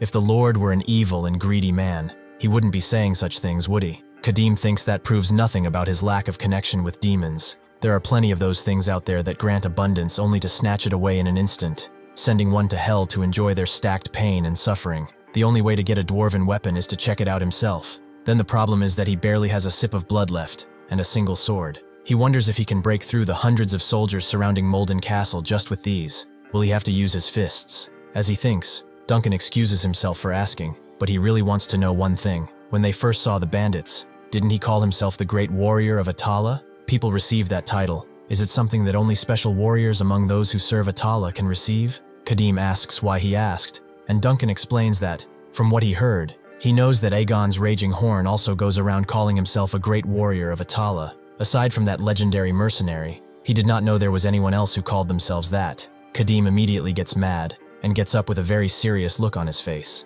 Seeing this, Duncan immediately goes to his knees and apologizes, having committed the deadly sin of asking too many useless questions. Kadim doesn't even look at him, and thinks the Great Warrior of Atala isn't just a nickname given to a warrior for fighting well. Only one person among the Atalans can be named as such. It is a sacred title given only to a warrior who bears the mission to slaughter great demons on behalf of the god of the wilderness. Therefore, there can never be 2 great warriors of Atala. Only the one who holds his title can obtain the power to end the life of a great demon. This means that there are 2 possibilities. Aegon's Raging Horn is using that title without knowing any better, or Atala has forgotten him and chosen another great warrior. Kadim tells Duncan to get up, as it's not his fault. They leave for Molden at daybreak, so he should get plenty of rest. As he walks away, Kadim thinks that whether he is impersonating the great warrior, or he has been abandoned by Atala, whichever it is, he will tear him apart when they first meet, no matter what. When they get to Molden Castle, they see that the atmosphere is not really that great. Guards are standing by, but they are standing by for nothing, as they are just watching the encampments that surround them, looking extremely famished as well. Kadim and Duncan watch from a few nearby bushes, with Duncan surprised to see hundreds of soldiers surrounding Molden Castle in a standoff. Besides that, no matter how much he may look around, he does not see any gap to enter the castle. Kadim tells Duncan to go look for a safe space nearby and hide in it, as he will go there by himself. Duncan asks if he's really intending to break through hundreds of soldiers all alone, but Kadim wasn't thinking of doing that. If he uses the cover of the night to cross the camp and just deal with the sentries, he should be able to get inside rather easily. Suddenly, though, the castle gate begins to slowly creak open, confusing them and making Duncan wonder if the Baron of Molden intends to wage an all-out war. Kadim cannot know the reason, but this is definitely an opportunity. There's no time to think, and no time to hesitate either. He tells Duncan to hold on tight, and, after drinking the last of the demon blood, suddenly grabs him and charges in, as they are going to break through in one go. As the hundreds of men wait for the gates to open, they suddenly feel a gust of wind coming over them, and Kadim begins to kill them off one by one, simply ripping off their heads with his brute strength, before unleashing a devastating wild slash that kills tens in it. However, these guys don't seem to be reacting that much. Their comrades are dying right in front of their eyes, but they are not agitated in the slightest. Kadim doesn't know why, but he doesn't have the leisure to be curious either. He must break through while the gate is open. He continues killing one man after another before ending up on an older one, presumably the leader, and smashing his head into the ground, crushing it completely. It seems that he successfully made it through, but someone else stands in front of the gates of Molden, who introduces himself as Baron Molden, the lord of this place. Who is he? Kadim understands. He is the demon baron then. But why is he here alone outside of the castle? The baron explains that it's regrettable. The rumor that he is related to a demon is just not true. There are circumstances there. Kadim walks past him and notes that he will know if it's a rumor or not when he checks. He should follow him, as he has some questions for him. The baron refuses. He came here to sacrifice his life for Molden. He had already made peace with his death. Kadim tells him he can die later, as now he has questions for him. The baron wonders where it all went so wrong.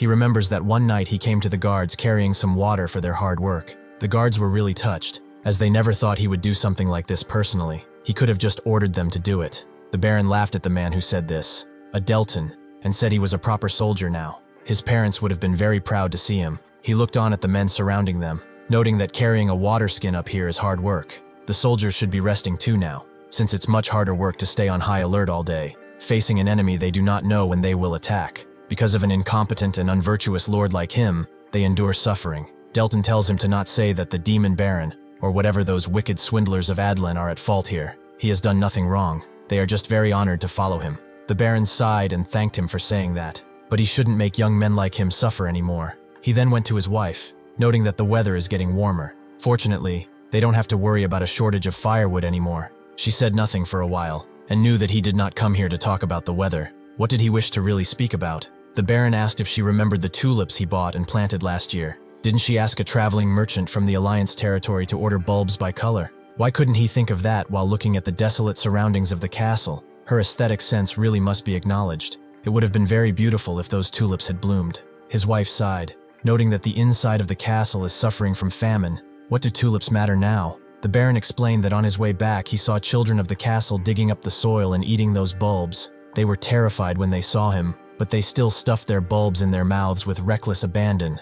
His wife asked if he scolded them, but scolding them for something like that when it's all his fault that his territory and his people are suffering would be unwise. They have been besieged for 4 months, unable to do anything, and the winter provisions ran out long ago. The people here are holding weapons instead of farming tools. If they continue to hold out like this, then this castle, which will surely perish with everyone in it. Therefore, he will end everything today, and die honorably. If he dies, this Viscount Adlan will no longer have a justification to besiege this place, and they will all be free. His wife got up suddenly, telling him that's not the reason they are doing this. He is not related to a demon at all, isn't he? The Baron told her that the truth is not important now. This is just profit and justification. If their goal was the truth, wouldn't they have called for the Order of Holy Knights so long ago? If this Viscount Adlan does not withdraw even after he dies, she should send a messenger to His Majesty the Emperor and spread rumors about them.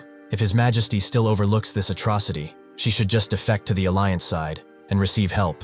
From this day forth, the future of Molden is in her hands. It will be difficult, but he hopes she can lead the territory wisely, as she has led him throughout the years. This dragging battle they have been going at for 4 months will end today with the death of the Demon Baron. The Baron intended to die today, to sacrifice his life for his people, but who on earth is this barbarian?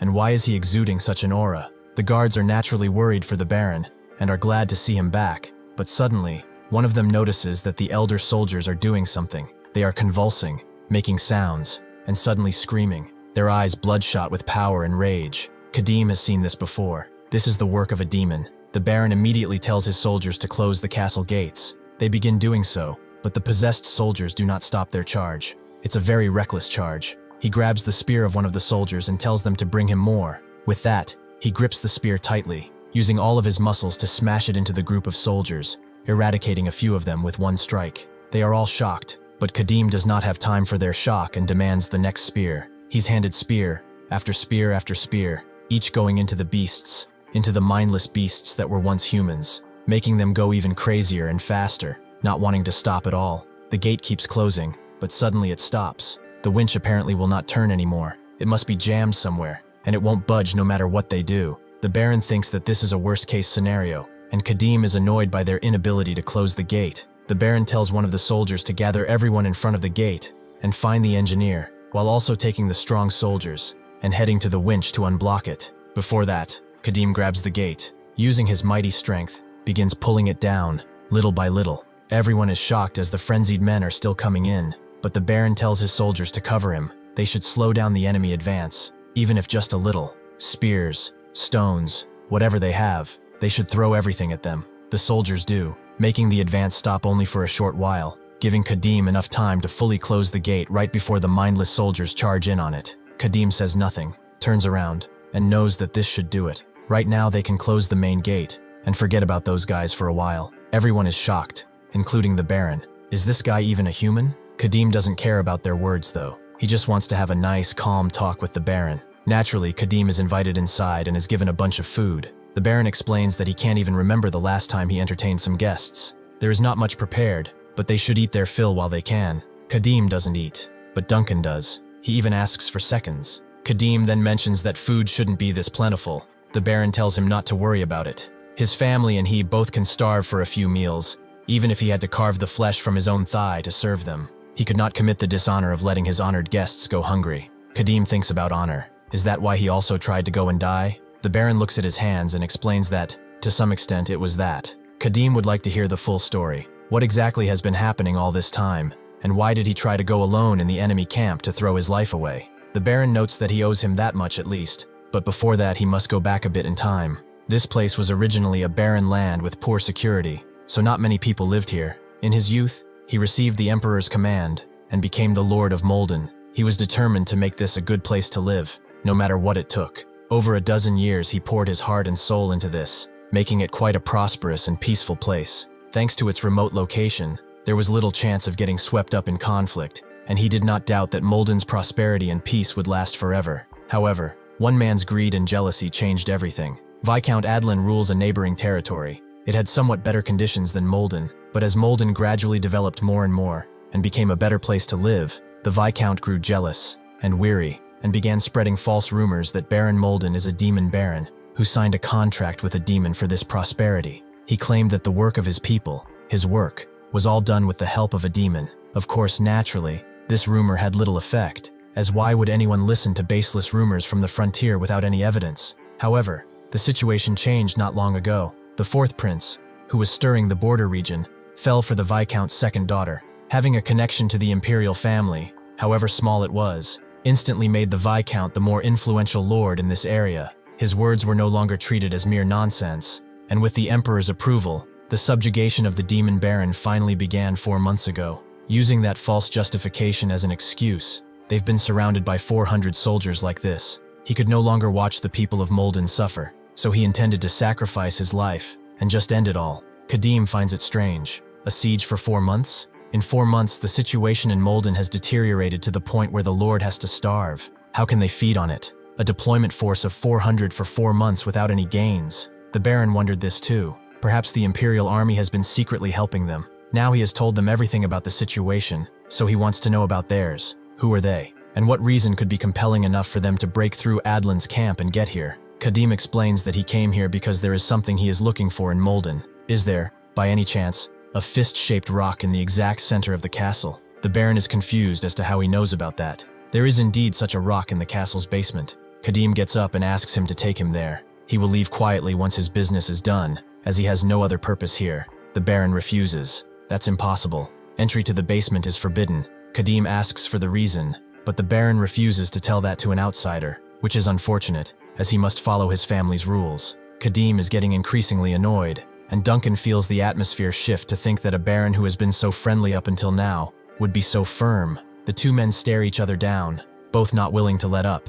Kadim sighs, thinking that he figured things were not going to go so smoothly, and suddenly grabs a kitchen knife and rushes it over the Baron, specifically towards a bug on the table, which he crushes with it. He notes that there are about 100 soldiers in the castle, give or take, right? By tomorrow they will all end up like this bug. They can't run away either, since the outside is surrounded by the enemy. They might live a little longer if they hide well, but that will not last either. They will be crushed like insignificant bugs, not even knowing why they are dying, and they will lose all of their lives in vain. He will not need to explain why he is blocking access, but he will give him a choice, and he will do it. He will choose now. Will he quietly guide him to the basement, or will he do it after he paints the entire castle in innocent blood? The Baron thinks on it, thinking that, from someone like him, this is not an empty threat at all. It was his mistake after all. He shouldn't have carelessly let in an outsider with unknown intentions. He lets out a long sigh, and notes that he understands. He will be guiding him to the basement shortly, but not right now. He has one condition. Basically, he wants him to help defend the castle if Adlin attacks after he surrenders and dies. The Baron confirms as such. Having lost his justification, Viscount Adlin might launch an all-out attack in sheer desperation. He will instruct his steward to guide him to the basement once he repels the attack. Kadim thinks a bit on it, and calls his plan ridiculous. Does he really think that's an honorable death? Facing an enemy he can't possibly handle, leaving the aftermath to a complete stranger he just met, and abandoning everything and dying as if to just run away. Is he saying that he considers that an honorable death? Kadim continues. Sacrificing oneself for others might seem like an honorable and dutiful act at first glance, but what he is trying to do is dump the burden on others and throw his life away in vain. It is no different than taking the coward's way out. However, the Atalan way is different. Even if their limbs are twisted, their ribs crushed, and their guts spilled, even against a formidable enemy, they have no chance of winning. They will fight back until the bitter end. That is what an honorable death means to an Atalan. Thus, he would like to make him an offer. Will he hear it out? They continue speaking like this for a while, and after Kadim finishes explaining, he asks what he will do. The Baron tells him to give him some time to think and wait in the guest room in the inner castle, as he will be giving him an answer shortly. With that, they are guided to the guest room, and after entering, Kadim tells Duncan to take the bed and rest. He puts his sword down and sits on the sofa nearby. Duncan relaxes until he sits down and asks about that offer he made. Does he really think the Baron will accept it? Kadim notes that it's not a losing deal for him, and it's not like he has any other choice at this point. Duncan really thought things were going to go south for a moment there. For that Baron, who has been so accommodating, to suddenly be so firm, it was strange. He didn't seem like the type of person to refuse a guest request without a good reason, so why was he so stubbornly trying to block access to the basement? Kadim tells him that if he thinks a bit, the reason is pretty obvious, as Duncan wonders what that could mean. Suddenly, the door swings open and the Baron comes inside. Kadim smiles a bit. He made his choice sooner than expected, so what is his answer? The Baron just nods, and Kadim tells him to get ready. That night, as the moon hovers over the castle and the guards are continuing to keep watch, they suddenly hear a rustling right next to them and immediately point their spears, demanding that the people who came identify themselves. It's actually the Baron and Kadim, with the Baron telling them to lower their voices. Delton doesn't understand why they are here so late. And what's with that outfit of his? The Baron tells him not to panic and pull himself together, as he is the officer in charge here. Delton understands, but he doesn't understand what this is about. What's with that armor and weapons? The Baron asks for questions later and helps them tie this rope first. They should tie it to the rampart pillars and secure it tightly, and whatever happens, they will not step outside the castle without his orders. The soldiers do so, tying the rope to the ramparts, and Kadim immediately uses it to jump off. Delton is impressed by his moves. He basically threw himself off, but he did it in such a languid way that it seemed natural. The Baron descends too, but before he does that, he looks at his warriors,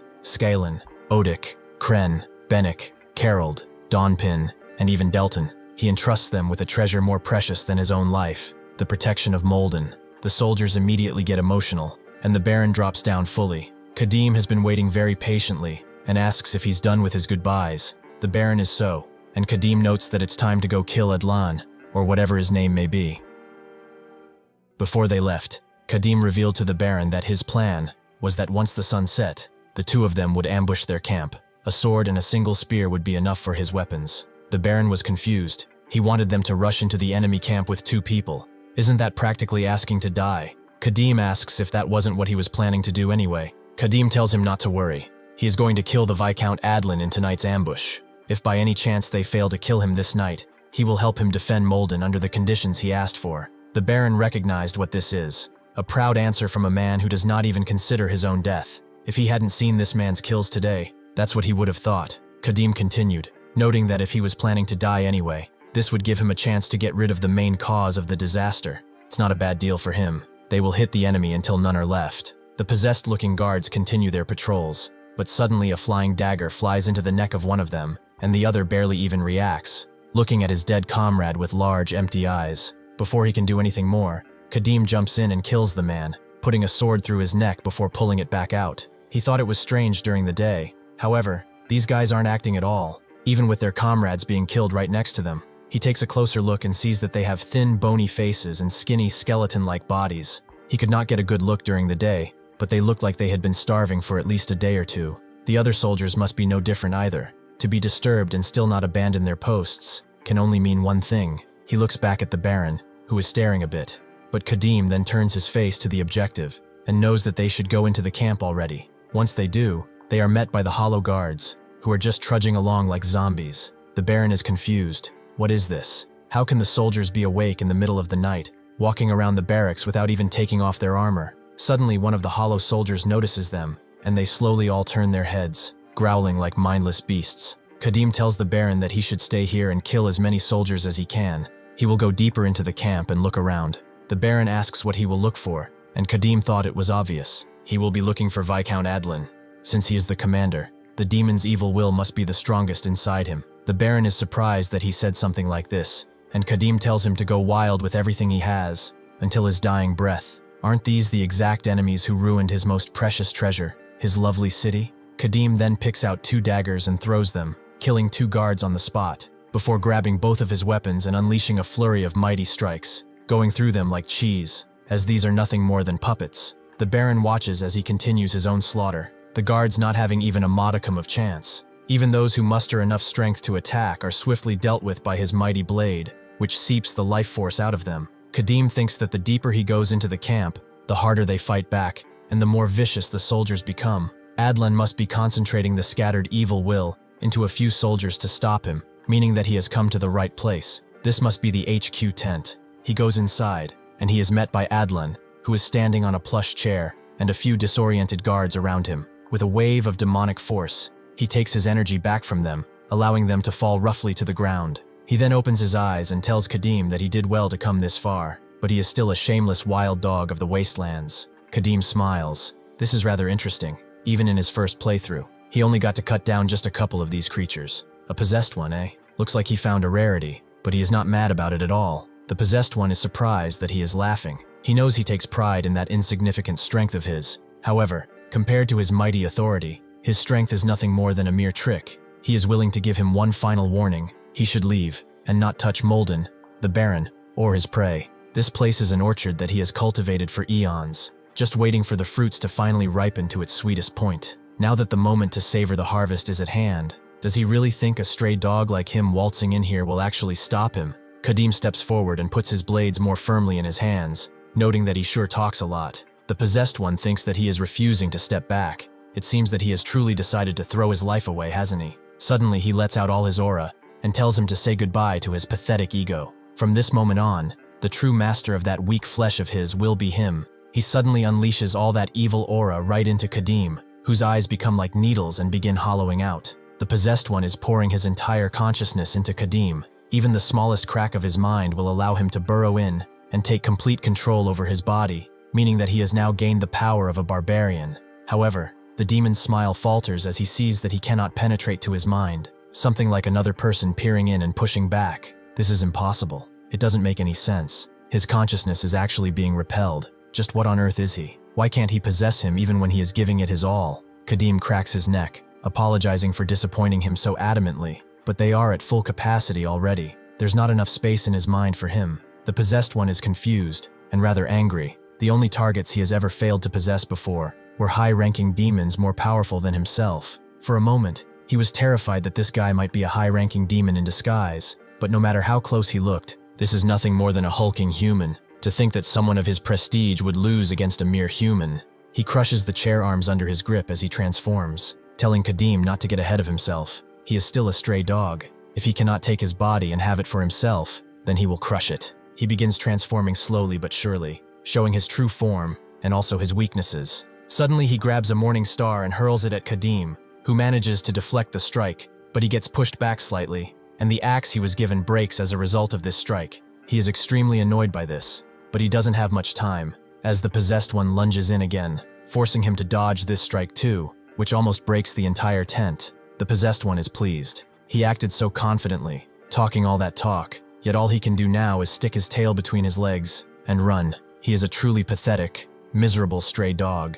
Kadim doesn't even pay his taunt any mind, and thinks a bit about his situation. He has a mace that is the size of a human. Was it originally forced to be used by a man of this stature? A normal weapon won't be able to withstand the head-on collision right now, so there is only one thing left he can do. He looks back at the castle, and the possessed one guesses that he is looking for a place to hide. Unfortunately for him, he will not give him that chance. He managed to kill quite a few of his men, but he still has over 300 bodies he can use to stop him. The mindless soldiers begin charging at Kadim, who dodges their strikes with relative ease, and takes them out with that same ease, using mostly his blade and his axe. The possessed one tries to swing his mace at Kadim, who dodges in time, but it's pretty clear that if he were to get hit by something like this, he wouldn't be healthy. The possessed one tells him that there is no way, nowhere for him to run.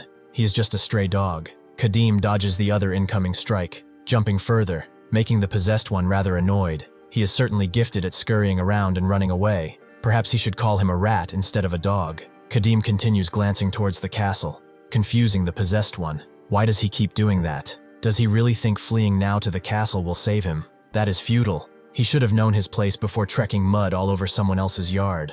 A human body cannot ever stand against a demon. If he wishes to kill him, he should have at least brought Helga's dogs with him. Maybe then they would have had a chance. Kadim agrees. He certainly is right. It seems like it will be difficult for him to smash through his puppets with his current strength. The possessed one laughs. Even he has realized it. How truly foolish he is. Kadim then turns it around though, asking about his real body. At the same time, Duncan peers over the wall, and Kadim continues speaking. When it comes to his true self, even a peddler who can't handle a single goblin could easily kill him, right? The possessed one finally realizes what happened, and feels his body being penetrated by something that feels eerily similar to a blade. He screams out, calling them all bastards, specifically him. He will rip them apart before they can do anything more. Kadim just laughs, as this is exactly the reaction that he wanted. In the past, as they walked together, Kadim told Duncan that the Baron was hiding a demon in the basement, surprising him. He was certain the Baron wouldn't let them go inside the basement because he was hiding some treasure or something down there. Kadim explained that, given the Baron's personality, he would have gladly handed over the treasure just out of gratitude for their help today. When a Baron who only values honor firmly refuses the request of a guest who has extended their hand like this, it usually implies he is hiding something. They eventually found a door leading to the basement, and now Duncan understood why he had given them the location so easily. It just had to be tightly locked with a ridiculously huge padlock, didn't it? Kadim simply ripped it open, and then gave Duncan a blade. He told him that he would head down to the basement once the moon passes its peak and starts to wane. Once he is down there, he will find a bizarrely shaped lamp of flesh and stab this dagger into it. Duncan sheepishly took the dagger and asked if he could really do something like that. He said they were dealing with a demon, right? Kadim told him not to worry. This will be easier than taking candy from a baby. The demon will be so busy dealing with him that not even a single trace of malice will remain in its main body, so he will not miss this moment. Sure enough, and now the demon can't reach its main body anymore. His malice isn't reaching his main body. Immediately he begins to crash out and grow even larger, repeating the same word again and again, which is kill. He will give them the most agonizing death imaginable. He will tear off every muscle in their limbs and rip out their guts, which he will then shove down their throats. Duncan sees that he is getting even bigger, and asks what kind of monster this is. Kadim thinks that even though its main body is dead, and it lost the ability to control its malice, the malice that had already possessed the vessel doesn't just disappear instantly. That would have been too easy. To say they've completely eradicated the demon, they have to destroy the flesh where the malice is trapped. The demon unleashes another deadly strike with the morning star, and Kadim dodges it and tries to hit him with the axe on the head, which now breaks completely. The demon laughs, calling him a fool. Does he really think a pathetic weapon like that would leave even a scratch? Something like that will not happen even in a million years. Kadim gets out of the way of another attack and looks at his broken axe, and the demon continues. Since it has come to this, he will slaughter every last one of them in Molden, until there are only bodies. However, he will not live to see it since he is going to die right here. Suddenly though, Kadim calls out Duncan's name, who immediately agrees. The item he has asked for, he has brought it right here. He throws it pretty well for a normal human, but even so, he realizes that with his strength, no matter how hard he throws it, reaching him would be impossible. Kadim scoffs and thinks that Duncan shouldn't worry. If that really is a throwing axe made by dwarves, it will prove its worth on its own. Sure enough, the axe redirects itself in the air right into Kadim's arm and begins glowing a blue hue. Duncan is shocked. It accelerated on its own through empty air, crossing a distance of over 80 paces in more than an instant. Kadim thinks that the Baron really is something else. He should have just kept the demon hidden. To think that he'd leave such a masterpiece to rot away with it too. The demon is a bit more afraid now and explains that that thing was made by those crazy northern dwarves. How did they know about its existence? He came to Molden for that thing from the very beginning. Is that it? Kadim jumps up and notes that for a possession type, he sure talks a lot. Now then though, he will permanently shut that mouth of his. He mightily throws the axe towards the demon, who doesn't care whether it's a dwarf weapon. He will just smash it to pieces with this mace. However, when his mace makes contact with the throwing axe proves much more sturdy and breaks through with the same speed. The demon thinks that this is crazy. This makes absolutely no sense for a mace made of solid steel to be shattered into pieces. Just what kind of power? Before he can finish, the axe simply goes through his head, smashing a gigantic hole through it. Kadim thinks that this is excellent. It seems that he has actually acquired a pretty good weapon. Duncan slowly descends from the castle wall, and Kadim approaches the demon's corpse. The malice seems to be dissipating. If the main body was still alive, killing a few vessels like this one wouldn't have done much of anything. On the other hand, even if the main body is dead, If the malice possessed them as deeply as it did this one, there is no other way to get rid of the malice except by killing them. Though suddenly, someone appears behind Kadim. Duncan quickly tells him to get out of the way. As Kadim does, he sees that he was attacked by none other than the Baron, who has a pretty languid expression on his face. The Baron slowly turns around. It seems that the demon has possessed him, wondering if he really thought this was over. How could he ever lose to a shameless wild dog like him?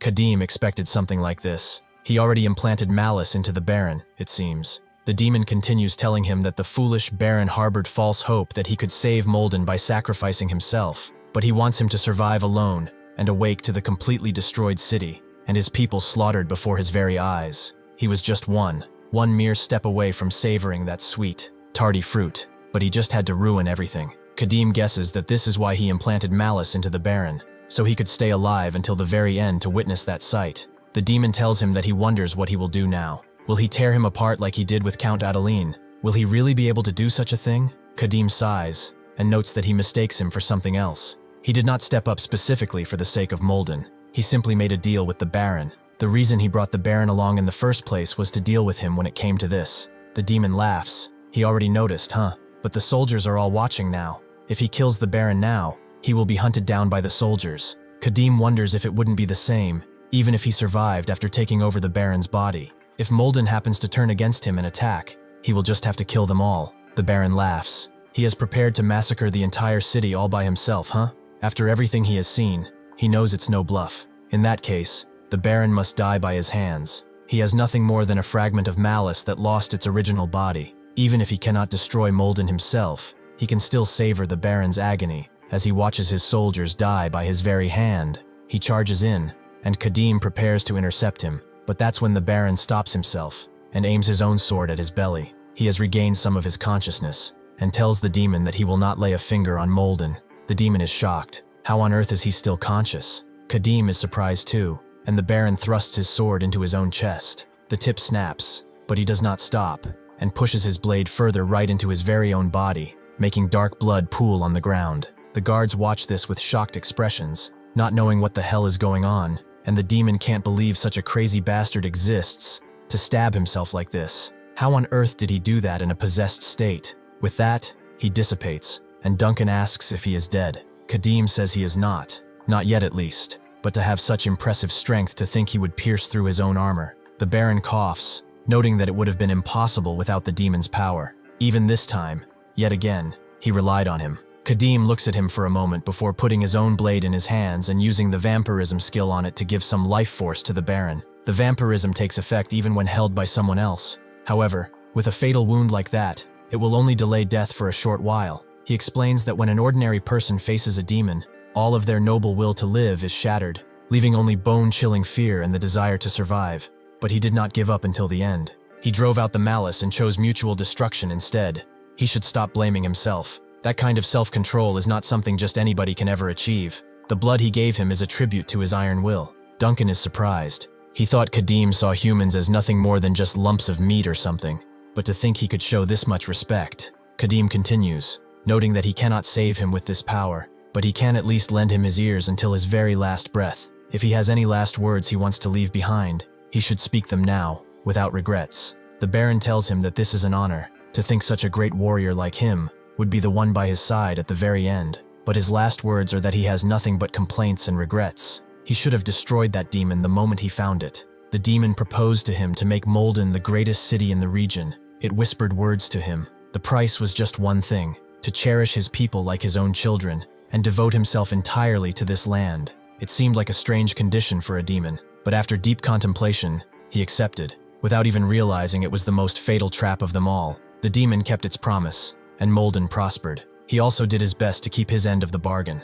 It reached a point where his feelings, which were once pretense and just hypocrisy, eventually became genuine. He had truly come to love and cherish Molden and the people of it. But the deeper that love grew, the heavier his guilt and anxiety became, because none of it was truly his. It was all the demon's power. He lived in fear that it could all be taken from him on a whim, so he spent his days consumed by anxiety, and eventually that day came through Viscount Eden. Kadim now thinks that what the demon truly wanted was to savor his overwhelming pain and despair when he lost everything. The Baron continues, noting that Molden's revival, destroying the demon, and saving Molden in the end, None of it was his own power. He relied on someone else's strength right up until the very end. Kadim asks him, was it not his own will that drove out the demon's malice in the end? The Baron guesses so. If nothing else, at least he had that much. He managed to bring it to an end with his own strength, didn't he? He also tells him to tell Delpina these words, Tulip, he could not protect, and to tell everyone that he is sorry. With that, the Baron has passed away. Kadim looks at him with what might seem like, for the first time, a flickering sense of regret. Naturally, that very same morning, a funeral is held for the Baron. Delpina visibly shakes, and the soldiers watch their Baron with very heavy-hearted faces. The people all mourn, and even Kadim stands nearby, not joining the funeral, but simply being there. One of the soldiers looks at the demon's body, and another tells Delton that the majority of the soldiers' bodies have been moved to the burial grounds. All that is left now is to burn the lamp of flesh that the traveling merchant handed over, and the corpse of that monster. Anyway, what exactly happened here? To think that the monster fighting the barbarian was Viscount Eden. What about Eden's soldiers, who all died overnight? It was all a miracle they were even moving. They looked so emaciated they could barely be called human. And why did a baron choose to take his own life like that? Could all of this really be the work of a demon? The only one who knows the truth, the barbarian, is keeping his mouth shut tight. Delton would like to argue, but he was there on that night. When Kadim brought the Baron, he told them that the Baron fought the enemy until his very last breath. That is the only truth they need to know, so they should open the gates. The Baron is a man who truly deserves to sleep in the abyss of the treasures he loves most. Delton closes his eyes and notes that it's as that barbarian has said. The Baron fought the enemy until his very last breath, and he was someone who loved and cared for Molden the most out of everyone. From now on, they shall carry on his will and protect Molden, the Baron's most precious treasure. That's what this is. They should rather hurry up and clean up though. It will not do to have their savior's departure be messy, since this will be the Baroness's first new duty as Lord. Delpina approaches Kadim and notes that they are deeply, deeply indebted to him. Even though they had no prior connection, he helped Molden and fought against the enemy on behalf of her late husband. She thanks him from the bottom of her heart. Kadim tells her there is no need for further thanks. He has already received his payment from the Baron. Delpina looks at it and notes that this is not enough. She has also prepared some gold coins and food. It is incredibly meager compared to what he has done, but he should accept it. Kadim shakes his head and tells them to put it away. More importantly, if they go a little west of here, there is a valley. It used to be the base of a bandit group. There should be quite a lot of food and supplies inside. He only took what he could carry and left the rest. They should bring it back and distribute it to the people. He has already dealt with the bandits, so it should be free. Delpina looks at him a bit slack-jawed, and then bows her head again. They already owe him a debt they could never repay, yet he makes even more moves like this. They will never forget this favor. From now on, his benefactors are Molden's benefactors, and his enemies are Molden's enemies. If he ever gets the chance, he should please come visit again. When he returns, they will welcome him with the utmost respect. Kadim turns around, not being able to promise that he'll be back, but who knows? Before he leaves though, he remembers something. Her name was Delpina, right? The Baron left a message for her. Tulip. He could not protect her, and he's sorry. Delpina knows exactly what this means, and she cannot contain her emotions any longer. Kadim also tells her that he faced an honorable death, showing enough strength to even best a demon, not as the demon Baron, but as the Lord of Molden. They can all be proud of him. As they walk away from the city, Duncan begins explaining all that he did, noting that he tiptoed closer, and there was this lump of flesh that looked like troll innards, and he stabbed it, but Kadim just tells him that this is enough, and asks if he brought what he asked for. Duncan hands it over, and Kadim pops the cork immediately. This is demon blood from a possession type.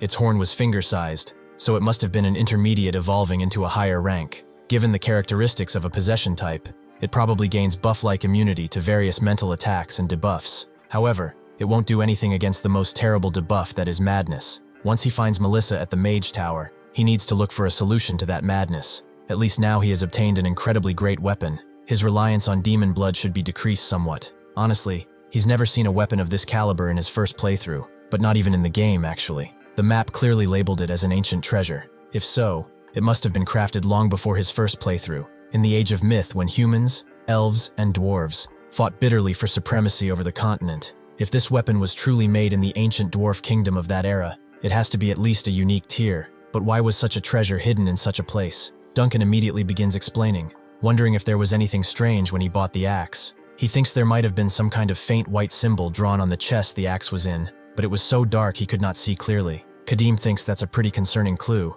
but he cannot go back to Molden just to check one thing. Besides, he left a pretty long trail of blood this far. If anyone is tracking him, they should find him pretty soon. The most likely pursuers now would be the Holy Knights of Helga. The lowest ranking paladin won't be an issue. Even the rank above them isn't hard to manage as long as he has demon blood. The real problem is the Order's high-ranking Holy Knights, the Arch-Paladin. He sneers slightly, as they sure bring back bitter memories, those bastards. Helia continues her march, telling Eden to stop being so slow. Does he plan to make her wait? Eden apologizes, and she calls him pathetic, but eventually they arrive at Molden, the same place that Kadim and Duncan have just left. As he continues walking, Duncan tells Kadim not to go that way. What is he supposed to do if he just suddenly goes so fast by himself? If he keeps going that way, he will end up on the road right next to the border guard post. They should instead turn back here and take that side path over there. Kadim subconsciously quickened his pace. Between the anxiety that the Holy Knights might be chasing after him and those old memories surfacing,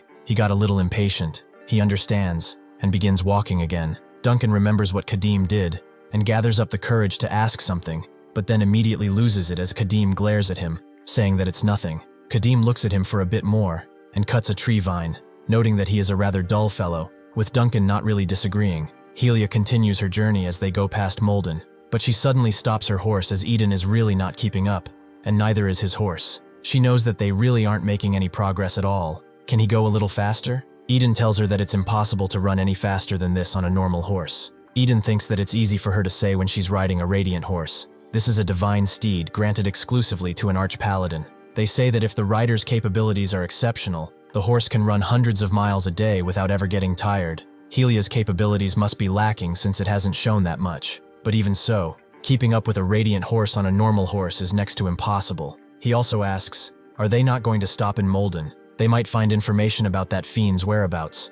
And would it also be a good idea to verify the truth about the rumors surrounding the Baron? Helia explains that there is a recommendation from the Imperial family that the Order should not interfere with that territory. And right now, their top priority is to track down and eliminate the fiend that killed Linton Polypus, so he should not forget his duty. Eden thinks that this is getting absolutely ridiculous, shattering a holy relic and slaughtering innocent women in their homes. Are those truly the missions and duties of a holy knight? The things she did? Helia thinks that this is not going to work, and thinks that, judging by the route, that fiend's destination is the Alliance territory. At this slow pace, that bastard or fiend will end up crossing the border, so she will go ahead and chase after him first. He should follow behind and look carefully to make sure they have not missed any tracks. With that, she just leaves at a pretty fast gallop, leaving Eden completely behind. He screams out in frustration, but then calms himself. He was so agitated that he unintentionally used profane words. He asks forgiveness for Helga, but why is she so unfair to grant such mighty power and outstanding blessings to someone so flawed rather than a faithful believer?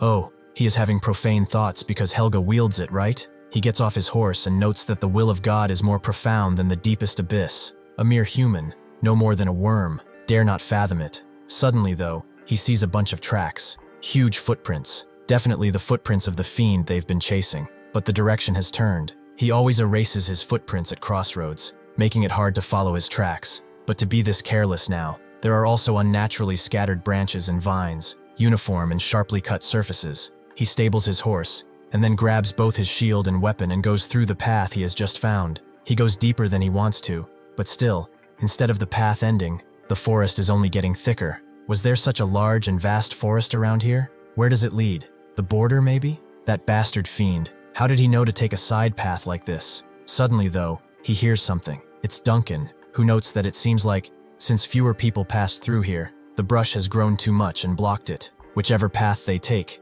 they will eventually meet up, so they should go this way. Before Kadim can answer, Eden looks at him, thinking that he has finally found him. He looks exactly like the holy relic showed. It's the barbarian they've been searching for, a being that caused the holy relic to shatter and reflect him when it said it wouldn't shatter. Unless it reflected a great demon, can he really subdue him? No, wait. He has done his part just by finding him. That success-crazed woman can take care of the rest. It seems that the agonizing game of hide-and-seek is finally over. Now all he needs to do is regroup with Helia to report it. Suddenly, a branch taps on his armor, and Kadim stops. But Idan thinks that there is simply no way he could hear from that distance. Kadim, however, immediately throws his axe towards him, and Idan has barely seconds to dodge, but he chooses to block instead, using his shield to do so. But the results are shocking. His blessed weapon was cut through in just one strike. Kadim is not done yet, as he charges through, his face a mask of fury, as he absolutely hates fanatics. He thrusts his sword towards Eden, aiming for the gap in the helmet,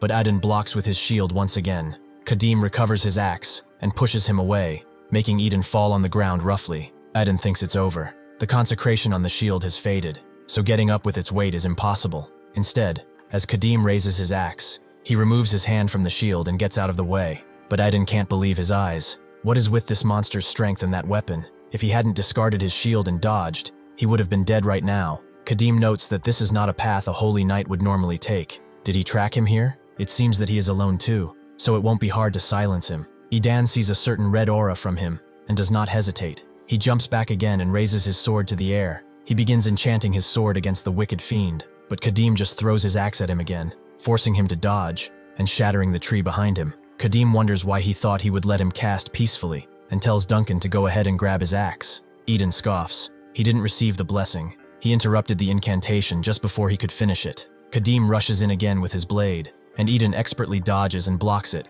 but he cannot hold steady and continues quivering against Kadim's strength. He thinks that if he had not had this set of armor, he would have been knocked out instantly. Kadim throws him away and immediately aims for an opening in his armor, but Eden immediately puts his hand back, blocking the strike with his shoulder. He is impressed too. He broke his stance and aimed for the gap in his armor. This is driving him crazy. He isn't just mindlessly strong, he is also experienced. Kadim continues his assault, flourishing with his weapon left and right, and Eden is getting slower and slower with every block. His fists are shattering, and his joints are snapping. The power is one thing, but his strikes are so erratic. He cannot predict his sword path. It's like he's fighting a monster that is disguised as a human. Eventually, Kadim puts his weapon to the ground and grabs his wrist before putting his sword into one of the openings and tilting his sword right into his wound, making Eden's sword arm completely useless as he grabs it. Kadim thinks that, judging by his skills alone, he cannot be an arch-paladin. He is worse than a spearman kid he met on the first day. Eden scoffs. It's infuriating, but with his right arm gone, he can't fight anymore. If that is the case, he has to do something else. He grabs the sword with his other hand and throws it before running away. At the same time, Duncan brings the axe, so Kadim grabs it, ready to do what he intends to do. Eden continues to run and throws all of his armor off, including his chest plate and everything. He is almost there. If he can just get out of here as fast as he can and reach the horse, he'll be able to tell Helia about all of this. However, that's when he hears a swish behind him and understands that his life is no longer his. The axe hits him roughly, and he ends up with his back against a tree. Kadim tells him that this time, he'd better answer his questions properly. Are there other holy knights who came with him? Eden tells him that he has nothing to tell to a fiend. He should just kill him already. In response, Kadim raises his axe slightly and puts it in the wound he just opened, moving it to Persephone. Enhance the pain. He wonders why he should just kill him. Keeping him alive will be a much more painful experience after all. He takes his axe out after a while and notes that he will ask one more time, are there any other holy knights with him? Duncan is surprised. There are real holy knights of Helga tracking them. Even so, isn't this a bit much? Eden, still defiant as ever, simply forces himself to bite his own tongue and spit it out, with Duncan not being able to watch any further. Kadim looks at him as he breathes roughly, thinking that this was a pointless struggle. As long as he can still blink, interrogation is more than possible. From now on, he will blink twice if he is right, and give one long wink if he is wrong. If he does not respond, this axe will go into his shoulder. He should think carefully about what he does next if he wants the pain to end as quickly as possible. He begins asking things like if there are other holy knights with him, which he confirms. If that holy knight is an arch-paladin, and if an arch-paladin is on the move, then the orders must have come from above, an archbishop, which he agrees with. Eventually, Eden is tortured long enough, with Kadim having gotten his answers, and so he swiftly kills him. Kadim looks at him for a bit. He passed on with such a peaceful face. Is it the relief of freedom from pain, or is it the faith that he can go to his God's side? Either way, thanks to him, he has gained some rather important information. The holy knight he killed earlier was a relative of the archbishop. They took different paths, but it is still an arch-paladin tracking them. Hence, they don't have to waste a single moment from here on out. He begins walking away, and Duncan wonders why he is in such a hurry. Are there other holy knights perhaps? Even so, wasn't torturing a person like that a bit too far? He probably didn't chase them because he wanted to. It's not like he committed a grave sin or anything either. Kadim asks Duncan if he has ever had his tongue almost ripped out by its roots, or has he been burned until his skin on his entire body peeled off like the shedding of a snake, or perhaps has he lain sprawled on the floor with the bones of his limbs shattered, and his joints twisted while painfully waiting for death that will never come. When he and his comrades encountered an arch-paladin in the past, that's exactly what happened to them. They were pursued by that lunatic over an absurd misunderstanding, which they found out after they were nearly annihilated by just one person. There is an arch-paladin among those striking them too. If he had not tortured this bastard, he wouldn't have known that fact, and a similar thing would have probably happened again. He should listen closely to his next words. He has no intention of leaving loose ends or tolerating interference, being bound by useless morality and mercy. Those things will not help you survive. That kind of luxury can only be afforded in places where one does not have to worry about being stabbed while sleeping on the street. In this world, which is full of malice everywhere, he won't hesitate to commit any atrocity if it means achieving his goal. That's how it has always been, and that's how it will continue to be in the future. Duncan's feet quiver, and he asks if he means that he could end up like this at any time too. If he outlives his usefulness, or an unavoidable situation arises, won't he discard him, or kill him without hesitation? He really does not want to be abandoned among monsters or die by torture, so he wants an answer. What must he do to not be treated like a piece of meat? What must he do to be like the Baron of Molden, to be respected enough that he would even share his blood with him? Kadim looks at him for a moment and then turns away, noting that if he really does not wish to die, then he will have to prove the value of his life. Duncan understands, and begins following him again with a new purpose of proving his worth. The same night, Helia arrives back at where she last saw Eden, and sees his horse stabled somewhere, and the path that he took. She immediately grabs her sword, as it seems that she has found what she has been looking for. Thank you for watching. See you next time.